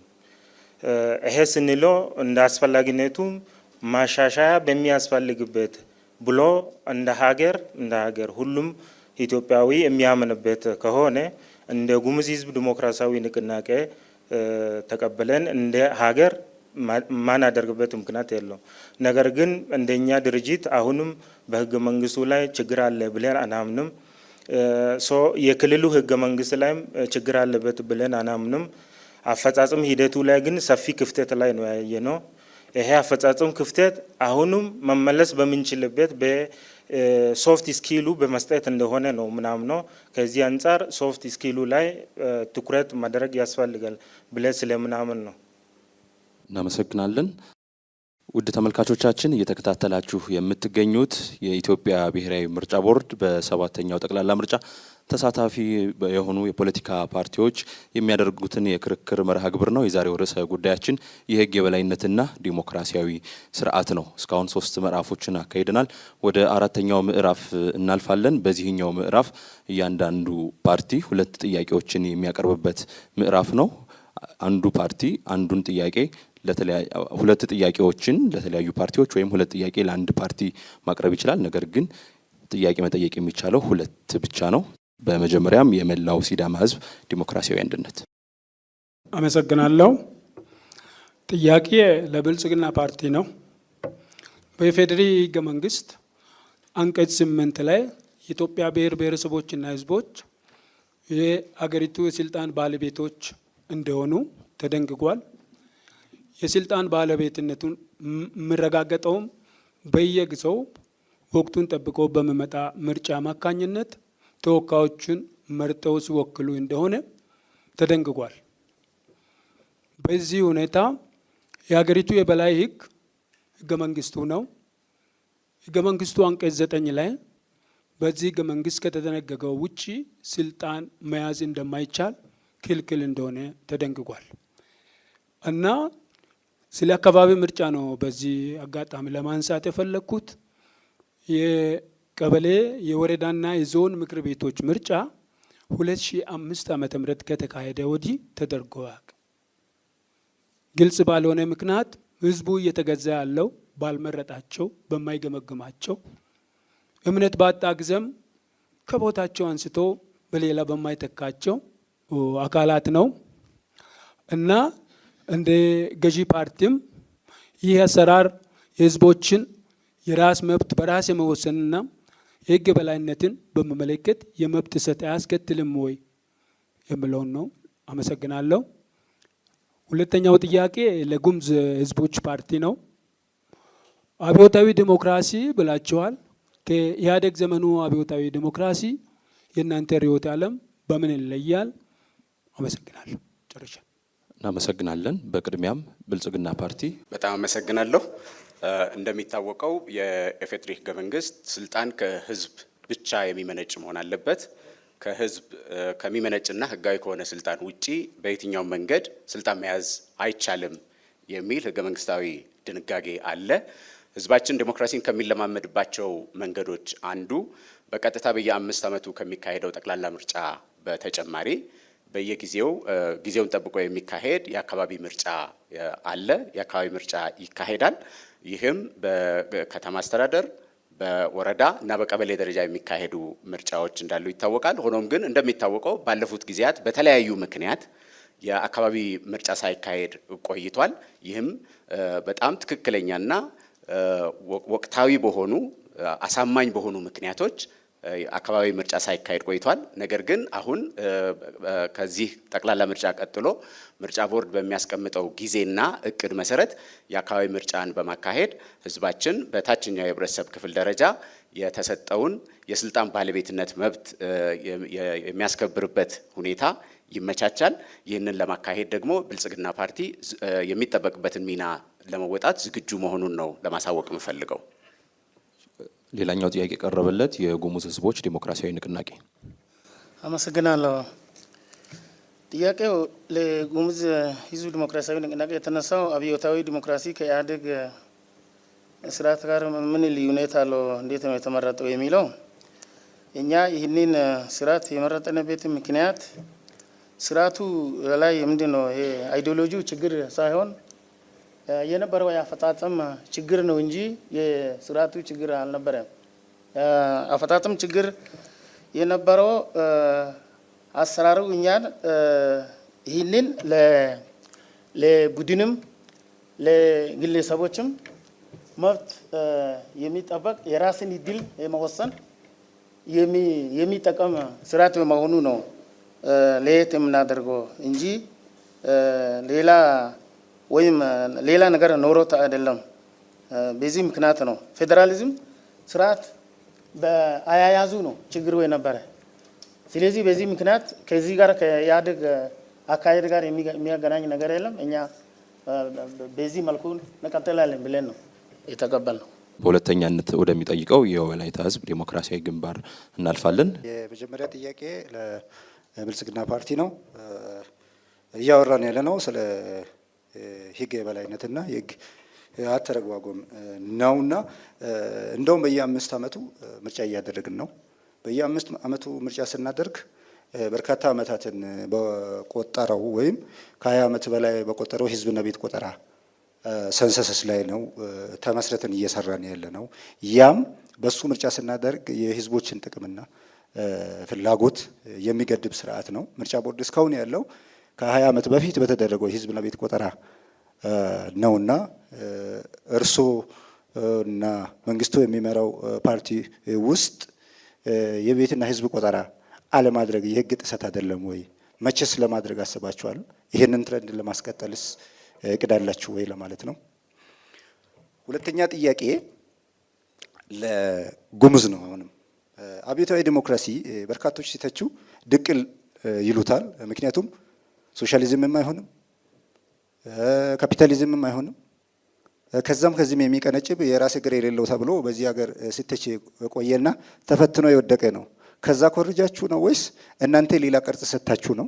ቢብራራ። አመሰግናለሁ። እሺ፣ በቀዳሚነት ብልጽግና ፓርቲ። እሺ፣ በጣም አመሰግናለሁ። ከዲሞክራሲ ስርዓት ልምምድ አንጻር የህዝብና ቤት ቆጠራ ያለውን ሚና ፓርቲያችን በሚገባ ይገነዘባል። በመሆኑም የህዝብና ቤት ቆጠራ ለተወሰኑ ዓመታት በተለያዩ ምክንያቶች ሳይካሄድ ቆይቷል።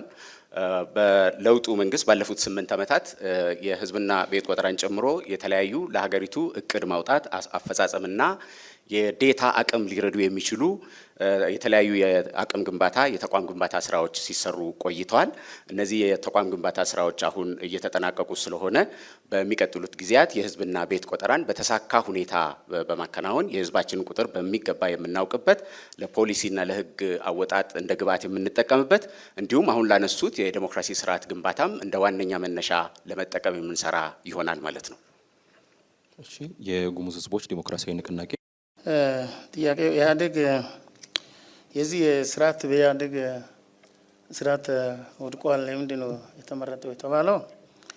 ኢህአዴግ ነው የወደቀ እንጂ ይሄ ስርዓት አልወደቀም። ኢህአዴግ ነው የወደቀ። ስለዚህ ይህንን አይዲዮሎጂ ችግር አለበት ብሎ የሚያምን አካል የሚከራከር ካለ እኛ ችግሩን አጥንተን አይተን የምናስተካክልበት ወይም የምንቀይርበት መንገድ እናመቻቻለን ብለን እናምናለን። እሺ፣ በቀጣይነት ብልጽግና ፓርቲ። እሺ፣ በጣም አመሰግናለሁ። የመጀመሪያው ጥያቄ ለወላይታ ህዝብ ዲሞክራሲ ንቅናቄ ነው። ይሄ የመጀመሪያው ጥያቄ የዲሞክራሳይዜሽን ውስጥ እጅግ በጣም ወሳኝ ነው ብለን የምናምነው የፖለቲካ ተሳትፎ በሀገራዊ ደረጃ ስልጣን ለመያዝ የሚያገለግልና ፖሊሲዎችን፣ ህጎችን፣ ስትራቴጂዎችን ለማውጣት የሚያስችል ስልጣን ለማግኘት የሚረዳ ከሆነ ነው። ስለዚህ የወላይታ ህዝብ ዴሞክራሲያዊ ግንባር ከአደረጃጀቱ የብሔር ፓርቲ በመሆኑ የተወሰኑ የህብረተሰብ ክፍሎችን ብቻ ታሳቢ ያደረገ በመሆኑ ለህዝቡ ተወካዮች ምክር ቤት በቂ ተወዳዳሪዎችን ባላቀረበበት ሁኔታ የክልል ምክር ቤት ወንበርንም ለመያዝ በቂ ተወዳዳሪ ባላቀረበበት ሁኔታ እንዲሁም አንድ የህብረተሰብ ክፍልን ብቻ ነጥሎ አንተ ተበድለሃል፣ አንተ ተጎድተሃል በሚል የአደረጃጀት መንገድ በሚሄድበት ሁኔታ አሁን የምናነሳውን የህግ የበላይነት የማስከበርና እውነተኛ ዴሞክራታይዜሽንን ከግብ ለማድረስ የሚያስችል የፖለቲካ ስልጣን እናገኛለን ብላችሁ ታስባላችሁ ወይ የሚል ነው መጠየቅ የምፈልገው። ሁለተኛው የመጠየቅ የምፈልገው የጉሙዝ ህዝቦች ዴሞክራሲያዊ ንቅናቄ ነው። የጉሙዝ ህዝቦች ዴሞክራሲያዊ ንቅናቄ በኢትዮጵያ የህግ የበላይነት እንዲሰፍን፣ ዴሞክራሲ እንዲጸና፣ በትጥቅ ትግል፣ በጎዳና ላይ ነውጥ እንዲሁም ህጋዊ ባልሆኑ መንገዶች ስልጣንን ለመያዝ የሚንቀሳቀሱ የታጠቁ ኃይሎችን ስታወግዙ፣ ስትቃወሙ ይሄ ትክክል አይደለም፣ ስልጣን በህግና ከህዝብ ብቻ መመንጨት አለበት የሚለውን አቋም ስታራምዱ እና ስትቃወሙ በአቋም ስትጸኑ አይታይምና ይህ ከምን ይመነጫል የሚለውን በደንብ ብታብራሩ የሚል ነው። አመሰግናለሁ። እሺ፣ አመሰግናለሁ። የወላይታ ህዝብ ዴሞክራሲያዊ ግንባር። አመሰግናለሁ። እኛ የክልላዊ ፓርቲ ነን። ክልላዊ ፓርቲ የሆንበት በኢትዮጵያ ህገ መንግስት ውስጥ የፌዴራል መንግስት ስልጣን የሚያገኘው ከክልሎች ነው። ይሁንታው የክልሎች በጎ ፈቃድ ነው ፌዴራል መንግስትን የሚያቆመው። ፌዴራል መንግስት የክልሎች ድምር ውጤት ነው። እኛ በክልላችን መንግስት ሆነን ከሌላው ክልል መንግስት ከሆነው አካል ጋር በጋራ የጋራ መንግስት መስረትን የፌዴራል መንግስት ማቋቋም የሚከለክል ህገ መንግስታዊ ስርዓት የለንም። ነገር ግን ሁሉም ፓርቲ የራሱ መነሻ አለው። እኛ ስንመረጥ ግን ክልላዊ ፓርቲ ነን። በቂ እጩዎችን አቅርበናል። በቂ እጩዎችን ለክልል ምክር ቤት አቅርበናል። መንግስት ስንሆን ከሌላ ክልል እጩዎች አቅርቦ ካሸነፈው ብልጽግናን ጨምሮ ካሸነፉ በአይዲዮሎጂ አብረን መንግስት መመስረት ስለሚቻል ችግር አይግባው ትላለሁ። እናመሰግናለን። በቀጣይነት የጉሙዝ ህዝቦች ዲሞክራሲያዊ ንቅናቄ። አመሰግናለሁ። ጥያቄው የጉሙዝ ዲሞክራሲያዊ ንቅናቄ ጫካ የሚንቀሳቀሱ ወገኖች ህገ መንግስትን የሚፈታተኑ ለምንድን ነው? መቼም አንድ ቀን እንኳን ሳታወግዙ አይታይም የሚለው እኛ በተለይ እነዚህ ጫካ ያሉ ታጣቂዎች አጠቃላይ እንደ ጎይዲን ታጣቂ ሲባል የነበሩ በሙሉ ወጥቶ ልማት ላይ ነው ያለው። ከአቅም በላይም ለህዝቡ በርካታ ስራዎች እየሰሩ እንደሚገኙ ነው። ጫካ ያሉ ጎይዲንን አይወከልም። ከጎይዲን ጋር ምንም ግንኙነት ያለው አካልም አይደለም። እያወገዘን ነው ያለ። ሰሞኑ ራሱ ከነሱ ጋር የኛ ሰላም ተመላሽ የሚባለው ከነሱ ጋር ሲጋፈጡና ከኦነግ ሸኔ ጋር ሲጋፈጡ በእጅም ይዞ ለመንግስት ያስረከብ የነበረ የኛ ሰላም ተመላሾች እንደውም ለሌሎች ምሳሌ የምንሆነው ነው። የኛ አቋም ግልጽ አቋም ነው ያለን። በእነሱ ላይ አይወከለንም። ለጉሙዝም አይጠቅም፣ ለራሳቸውም አይጠቅም። አላማም የላቸው ጉሙዝን የሚጎዱት እንጂ ጉሙዝ የሚጠቅሙ ስላልሆነ እኛ ካወገዝነ ቆይተና ከአመት በላይ ዘንድሮም ጀምረናል። አሁንም ቀጥልበታለን። መንግስት በሚወሰደው እርምጃ ከመንግስት ጋር ሆነን አስፈላጊ እርምጃ የመጨረሻ እንወስዳለን ብለን ወስነናል። እሺ፣ ጥያቄ መጠየቅ እድል አሁንም የጉሙዝ ህዝቦች ዴሞክራሲያዊ ንቅናቄ ነው። እሺ፣ ጥሩ አመሰግናለሁ። እኔ ሁለት ጥያቄዎች የተፈቀደልኝ እኔም የሚያዘጋጀው ሁለት ጥያቄ ነው። ጥያቄው የሚያቀርበው ለብልጽግና ነው። ለብልጽግና ፓርቲ የሚያቀርበው ጥያቄ እርግጥ በእውነት በትክክል ለህግ የበላይነት እንቆማለን ብለዋል። እንደዚህ ከሆነ ዜጎች ለምንድን ነው ለህግ የበላይነት ከቆሙ ዜጎች ደረቅ ፖሊስ ጣቢያ 6 ወር ሲቆይ ሲጠይቅ ለምንድን ነው ምላሽ የማይሰጠው? ለህገ መንግስቱ የበላይ የምትቆሙ ከሆነ ለምንድን ነው ይሄ እርምጃ ያልተወሰደ የሚል ጥያቄ ያለኝ። በመጨረሻ ላይ ሁለተኛ ጥያቄ ላይ ብልጽግና የሚከተለው አይዲዮሎጂ ወይም ርዕዮተ ዓለም እኔ ግልጽ አይደለም። ምክንያቱ እንደ መፎከር የሚነሳ በየጊዜ የብልጽግና ጉዞ ወይም መደመር መንግስት የሚለው ትርጉም እስካሁን ድረስ ለኛ ግልጽ አልሆነም። እስካሁን ድረስ አስተያየት ለመስጠትም ተቸግረናል። ጥያቄም ብናቀርብ መልስ አጣን። ስለዚህ የብልጽግና ጉዞ እየተባለ ወደ ብልጽግናው መነሻው ወይስ መድረሻው ወዴት ነው? የብልጽግና ጉዞ እየተባለ በየጊዜ እንደመፈክር የሚያዘው ምንድን ነው? እሱ ግልጽ አይደለም። ማብራሪያ ቢሰጥበት የሚል ጥያቄ ያለኝ። እናመሰግናለን። ብልጽግና ፓርቲ። እናመሰግናለን። የመጀመሪያውን በተመለከተ ክብርት እህቴ ሀና ቅድም በሚገባ ያቀረበችው ጉዳይ ነው። በሀገራችን የፖለቲካ ጨዋታ የምንጫወትበት ሜዳ አለ። እንደገና በፖለቲካና በሕግ መካከል ደግሞ በጣም ወሳኝ የሆነ ቀይ መስመር አለ። ያ ቀይ መስመር በሚጣስበት ጊዜ የፖለቲካ ጨዋታ መሆኑ ይቀርና የህግ ጉዳይ ይሆናል ማለት ነው። ማንኛውም ሰው በኢትዮጵያ በብልጽግና ፓርቲ ምሳቤ ማንኛውም ሰው ማንም ይሁን ከህግ በታች ነው እንጂ ከህግ በላይ አይደለም።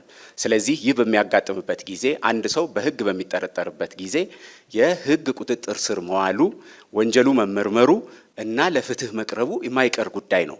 በዚህ ሂደት ውስጥ ዜጎች ህገ መንግስቱ ላይ በተቀመጠውና የፍትህ ስርዓት በሚያስቀምጠው ህግ መሰረት ለፍርድ ቤት መቅረብ፣ መመርመር እና ወንጀል ካለባቸው የመጠየቅ ከወንጀል ነፃ ከሆኑ ደግሞ ነፃ የመውጣት መብት አላቸው። እዚህ ውስጥ አንዳንድ ቦታ የሚያጋጥሙ ችግሮች ካለ ማየት ተገቢ ነው። እኛ እንደ ፓርቲ በህገ መንግስቱ ላይ በተቀመጠው መንገድ መሰረት ሰዎች ፍትህ ማግኘት አለባቸው። የህግ የበላይነት መስፈን አለበት። ዜጎች ማንም ሰው ቢሆን በወንጀል ሰርቶ ከተገኘ በወንጀሉ የሚጠየቅበት፣ ከወንጀል ነፃ ከሆነ ደግሞ በፍትህ ስርዓቱ መሰረት ነፃ መሆኑ የሚረጋገጥበት ስርዓት ነው የምንከተለው። የብልጽግና ፓርቲም አቋም ነው። ይህ እንዲሳካ ባለፉት 8 ዓመታት በጣም በርካታ ስራዎችን ስንሰራ ቆይተናል። የተቋም ሪፎርም ስራ፣ የፍትህና የዳኝነት አካላት ሪፎርም ስራ ስንሰራ ቆይተናል። በዚህም አሁን ያነሱት ነገሮች እየተቀረፉ ያሉና ብልጽግና ፓርቲ አጥብቆ የሚታገልለት ጉዳይ የህግ የበላይነት እንዲሰፍን፣ በህገ መንግስቱ ላይ የተቀመጡ የዜጎች መብቶች በሚገባ እንዲከበሩ እና ዜጎች የህግ የበላይነትን ማስከበር ላይ የራሳቸውን ሚና እንዲጫወቱና መብታቸውም እንዲከበር የማድረግ ስራ እንሰራለን። ስለዚህ እናንተ አካባቢ እንደዚህ አይነት ነገር ካለ በግል የማየት የማስተካከል ደግሞ ኃላፊነት አለ ማለት ነው። በዛ መንገድ እናያለን። ሁለተኛ የብልጽግናን ርዕዮተ ዓለም አልገባንም፣ የብልጽግና ጉዞ የተባለው አልገባንም፣ ለመረዳትም በተለያየ ጊዜ ሞክረን አልተሳካልንም የተባለው ብልጽግና ፓርቲ ለእርሶ ተጨማሪ ማብራሪያ ለመስጠት የብልጽግና ማለት ምን ማለት እንደሆነ፣ ርዕዮተ ዓለማችን ምን ማለት እንደሆነ ለማሰልጠን የእናንተንም አባላት ጨምሮ አስፈላጊ ከሆነ ሀሳቡን ለማስረዳት በጣም ዝግጁ ነው። ባለፉት ዓመታት በዚህ ጉዳይ ላይ 4 ትላልቅ መጽሐፎች ተጽፈዋል። አባሎቻችን ስልጠና ወስደውበታል። ለህዝቡ ጉዳዩ እንዲገባ አድርገናል። ስለዚህ የኢትዮጵያ መንገድ የብልጽግና መንገድ የመደመር መንገድ ነው። መዳረሻችን ብልጽግና ነው። የአፍሪካ የብልጽግና ተምሳሌት መሆን ነው። የዓለም የብልጽግና አርአያ መሆን ነው። ይህንን እናሳካለን። ባለፉት 8 ዓመታት ያደረግናቸው ስራዎች ይህ እንደሚሳካ የሚያረጋግጡ ናቸው። የኢትዮጵያን አንገት ቀና የሚያደርጉ ፖለቲካዊ፣ ኢኮኖሚያዊ፣ ማህበራዊና ዲፕሎማሲያዊ ስኬቶች እየተመዘገቡ ይገኛሉ። ስለዚህ ርዕዮተ ዓለም ሳይሆን ኢትዮጵያን ወደ ብልጽግና ማሻገር ነው ዓላማችን። ርዕዮተ ዓለማችን የግራም የቀኝም ዋልታ ረገጥነት ሳይገድበን ከሁሉም ለኢትዮጵያውያን የሚበጅ ኢትዮጵያውያን የሚሳተፉበት እውነተኛ ብልጽግና የሚረጋገጥበትና የኢትዮጵያ ስብራቶች በሙሉ ሁኔታ ተፈተው ሁለንተናዊ ብልጽግና እውን የሚሆንበትን ስራ ነው የምንሰራው። ይህንን ለማስረዳት አሁንም በጣም ዝግጁ ነን። ስለዚህ ይሄን የተረዳ ሰው ከብልጽግና ጋር ይሰለፋል። እናንተም ከብልጽግና ጋር ለመስራት ፍላጎት ካላችሁ የመሃሉን መንገድ ለመከተል ከቆረጣችሁና የኢትዮጵያን ህብረ ብሔራዊ አንድነትና ሁለንተናዊ ብልጽግና በጋራ ለማረጋገጥ አብራችሁ ለመስራት የምትፈልጉ ከሆነ ጉዳዩን በስልጠናም በማብራሪያም ለማስረዳትና የተሟላ ብቃትና አቅም እንዲሁም ግንዛቤ እንዲኖራችሁ ለመስራት ዝግጁ መሆናችንን ብልጽግና ያረጋግጣል ማለት ነው። እሺ፣ እናመሰግናለን። 4 ዙሮችን ወይም 4 ምዕራፎችን አጠናቅናል። አሁን ወደ መጨረሻው ምዕራፍ ነው የምናልፈው። በዚህኛው ምዕራፍ ተፎካካሪ ፓርቲዎች በዚህ ክርክር እየተሳተፋቸው የምትገኙ ፓርቲዎች የማጠቃለያ ንግግራቸውን ለማድረግ በቅድሚያም የመላው ሲዳማ ህዝብ ዲሞክራሲያዊ አንድነት ፓርቲ። የተከበራችሁ የሀገራችን ህዝቦች፣ የተከበርክ የሲዳማ ህዝብ፣ ክቡራንና ክቡራት፣ የክርክሩ ሂደት አመቻቾችና ታዳሚያን፣ መላው የሲዳማ ህዝብ ዲሞክራሲያዊ አንድነት ፓርቲ በህግ የበላይነት የሚያምን ዜጎች ሁሉ ለህግ መገዛት እንዳለባቸው፣ ባለስልጣናትም ሆኑ ተራ ዜጎች ሁሉ በህግ ፊት እኩል መታየትና መዳኘት እንዳለባቸው ብሎ ያምናል። ይህንን የዜጎች ህገ መንግስታዊ መብትን ለማስከበር ዓላማውንና ራዕዩን በፖለቲካ ፕሮግራሙ ውስጥ አስቀምጦ እየታገለ ያለ ዲሞክራሲያዊ ፓርቲ ነው።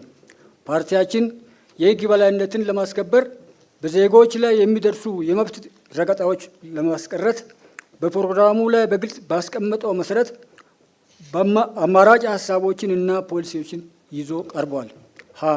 መልካም አስተዳደር እንዲሰፍን ከመሰረታዊ የቀበሌ መዋቅር አንስቶ ያሉ የፍትህ አካላት አወቃቀር ተሻሽሎ በአዲስ መልክ እንዲዋቀሩ እናደርጋለን። ለህዝቡን እያማረረ ያለው የአስፈጻሚው አካልና የህግ ተርጓሚው አለመለያየት እንዲቀርና የዳኝነት አካሉ ከፖለቲካ ካድሬ ጣልቃ ገብነት ወጣ ባለ መልኩ በህግ ራሱን ችሎ የሚደራጅበትና ከህግ ውጪ የሚደረጉ ጣልቃ ገብነት በህግ ተጠያቂነትን በሚያስከትል ሁኔታ እናደራጃለን። አምረሃ ህዝብን ከህጋዊ አሰራር ውጪ የበደሉ ፍትህ የነፈጉና የሚነፍጉ አካላት በህዝብ ግምገማ ተለይቶ ወጥቶ ተጠያቂ የሚሆኑበትን የግምገማ ስርዓት እንዘረጋለን። በሴቶች፣ በህፃናት፣ በአረጋውያንና በአካል ጉዳተኞች ላይ የሚፈጸሙ የመብት ጥሰቶች የሚመረምርና የሚቆጣጠር ለህዝቡ ቢያንስ በአመት 2 ጊዜ ሪፖርት የሚያወጣ አካል በአዋጅ እንዲቋቋሙ እናደርጋለን። የተከበርከው የሲዳማ ህዝብ ግንቦት 24 ቀን በሚደረገው ጠቅላላ ምርጫ ሞላ ሲዳማ ህዝብ ዲሞክራሲያዊ አንድነትን በመምረጥ እውነተኛና ዲሞክራሲያዊ አስተዳደር መሰረት እንድትጥል ጥሪያችንን እናስተላልፋለን። ምልክታችን በህብረት የተያዙ እጆች ምልክት ነው። በህብረት የተያዙ እጆች ተአምር ይሰራሉ።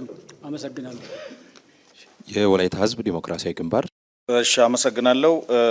ወህደግን ምረጡ። ምልክታችን አንበሳ ነው። ስለዚህ ወህደግን ደግሞ ስትመርጡ የህግ የበላይነት የማስከበር የመንግስት ተቀዳሚ ተግባር መሆኑን እናረጋግጣለን። ለሰብአዊ መብት ጥሰቶች ኃላፊነት የሚወስድ ገለልተኛ አጣሪ ኮሚሽን በተግባር በማጠናከር ተጠያቂነትን እናሰፍናለን። ህጎች በሁሉም ክልሎች ተመሳሳይ ትርጉም እንዲኖራቸውና ዜጎች በቀላሉ የህግ ድጋፍ እንዲያገኙ የህግ ተደራሽነትና ወጥነትን እናረጋግጣለን። ለዜጎች በተለይ በምርጫ በፖለቲካ ፓርቲ ምዝገባና በሙስና ጉዳዮች ላይ የፖለቲካ ጣልቃ ገብነት የሚከለክሉ ጠንካራ ተቋማዊ አሰራሮችን እንዘረጋለን። ለዜጎች የሲቪክ ትምህርትና የህግ እርዳታ አገልግሎቶችን በማስፋፋት ዜጎች መብታቸውን እንዲያውቁና እንዲያከብሩ በማድረግ የህዝብን የህግ ግንዛቤ ለማሳደግ በጥናት የተደገፉ መፍትሄዎችን እናበጃለን። ከዲሞክራሲያዊ ጋር ወይም ከዲሞክራሲ ግንባታ ጋር በተያያዘ ሁሉም የፖለቲካ ኃይሎች፣ ታጣቂዎች፣ ቡድኖች፣ ሲቪል ማህበረሰብ ተወካዮች ያካተተ ፍጹም እውነተኛ፣ ግልጽ ብሔራዊ ምክክር፣ አገራዊ ምክክር እንዲደረግ እንሰራለን። ሌላው ብቁና ገለልተኛ ተቋማትን በመገንባት ፍርድ ቤቶችን፣ ምርጫ ቦርድን፣ የሰብአዊ መብትና መሰል ተቋማት የዲሞክራሲያዊ ስርዓት ግንባታን እንዲያረጋግጡ አበክረን እንሰራለን። ስርዓቱ ከተወሰኑ ቡድኖች ባሻገር ሁሉንም ዜጎች እኩል ተጠቃሚ እንዲያደርግ እናደርጋለን። የምርጫ ማሻሻያ፣ ግልጽ የመራጭ ምዝገባ፣ ገለልተኛ የክርክር አፈታት፣ ለሁሉም የፖለቲካ ፓርቲዎች ፍትሐዊ የሚዲያ ተደራሽነት፣ ያልተገደበ የታዛቢ ክትትል በመፍቀድ ነፃ ፍትሐዊና ሰላማዊ ምርጫ ስርዓትን በመፍጠር የዲሞክራሲያዊ ስርዓትን ግንባታ እናረጋግጣለን። ወህደግን ስትመርጡ ህጎችን፣ ተግባራትን በጸጥታ ወቅትም እንኳን የመናገር የመሰብሰብና የመደራጀት ነጻነት ለማስከበር ያለ ፍርድ እስራት፣ ሳንሱር፣ የዲጂታል ጭቆናን በማስወገድ የዜጎችን የሀሳብ ነጻነትን እናሰፍናለን። የጸጥታ አካላትን ከፖለቲካ ገለልተኝነት ገለልተኛ ወደሆነ ሁሉንም ዜጎች እኩል ወደሚያገለግል ሙያዊ ተቋም ከማድረግ ባሻገር የሰብአዊ መብት ተላላፊዎችን በማጣራት መደበኛ በሆነ መልኩ እንጠይቃለን። ወህደግን ምረጡ። የምርጫ ምልክታችን አንበሳ ነው። እናመሰግናለን። ብልጽግና ፓርቲ። እናመሰግናለን። ውድ ኢትዮጵያውያን እንኳን ለ7ኛው ጠቅላላ ምርጫ በሰላም አደረሳችሁ። እንዳያችሁት እንግዲህ ተፎካካሪ ፓርቲዎች ለኢትዮጵያ የህግ የበላይነትም ሆነ የዴሞክራታይዜሽን ስርዓት የሚረዳ ምንም የረባ ሀሳብም አላቀረቡም። የተነሳላቸውንም ጥያቄ በአግባቡ መመለስ አልቻሉም። እኛ ብልጽግናዎች በቀጣዩ 5 ዓመት የህዝባችንን ፈቃድና ይሁንታ አግኝተን መንግስት ስንመሰርት የመንግስት ስልጣን ከህዝብና ከህግ ውጪ የሚያዝበትን መንገድ ሙሉ በሙሉ በመዝጋት ስልጣን በህዝብ ፈቃድ፣ በህዝብ ይሁንታ እና ከህግ ብቻ እንዲመነጭ ጠንክረን እንሰራለን።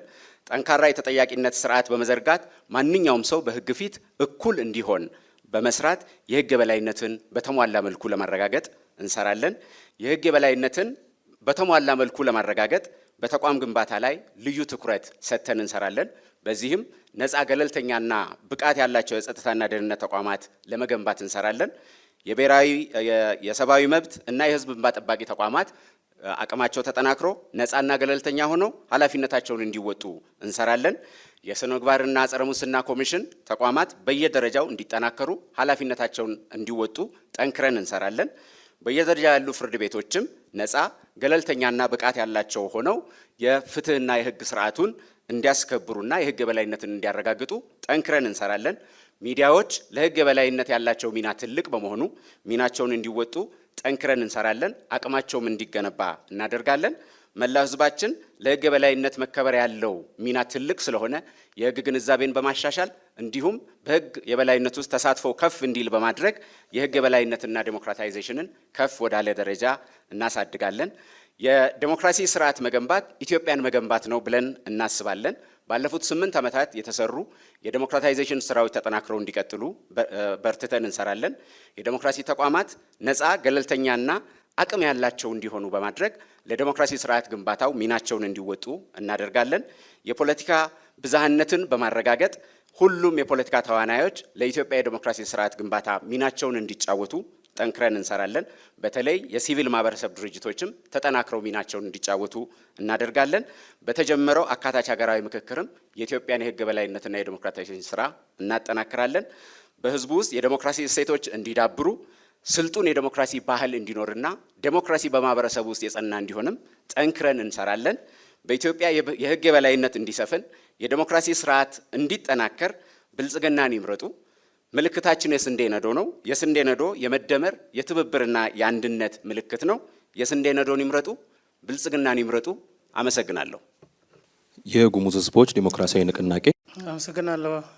የተከበራችሁ የቤኒሻንጉል ጉሙዝ ህዝቦችና የሀገራችን ህዝቦች፣ ጉሙዝ ህዝብ ዲሞክራሲያዊ ንቅናቄ በዚህ በሚደረገው ውድድር የሚያሸንፍ ከሆነ አንደኛ ለሴቶች ወደ አመራር ለማብቃት ትኩረት እንሰጣለን።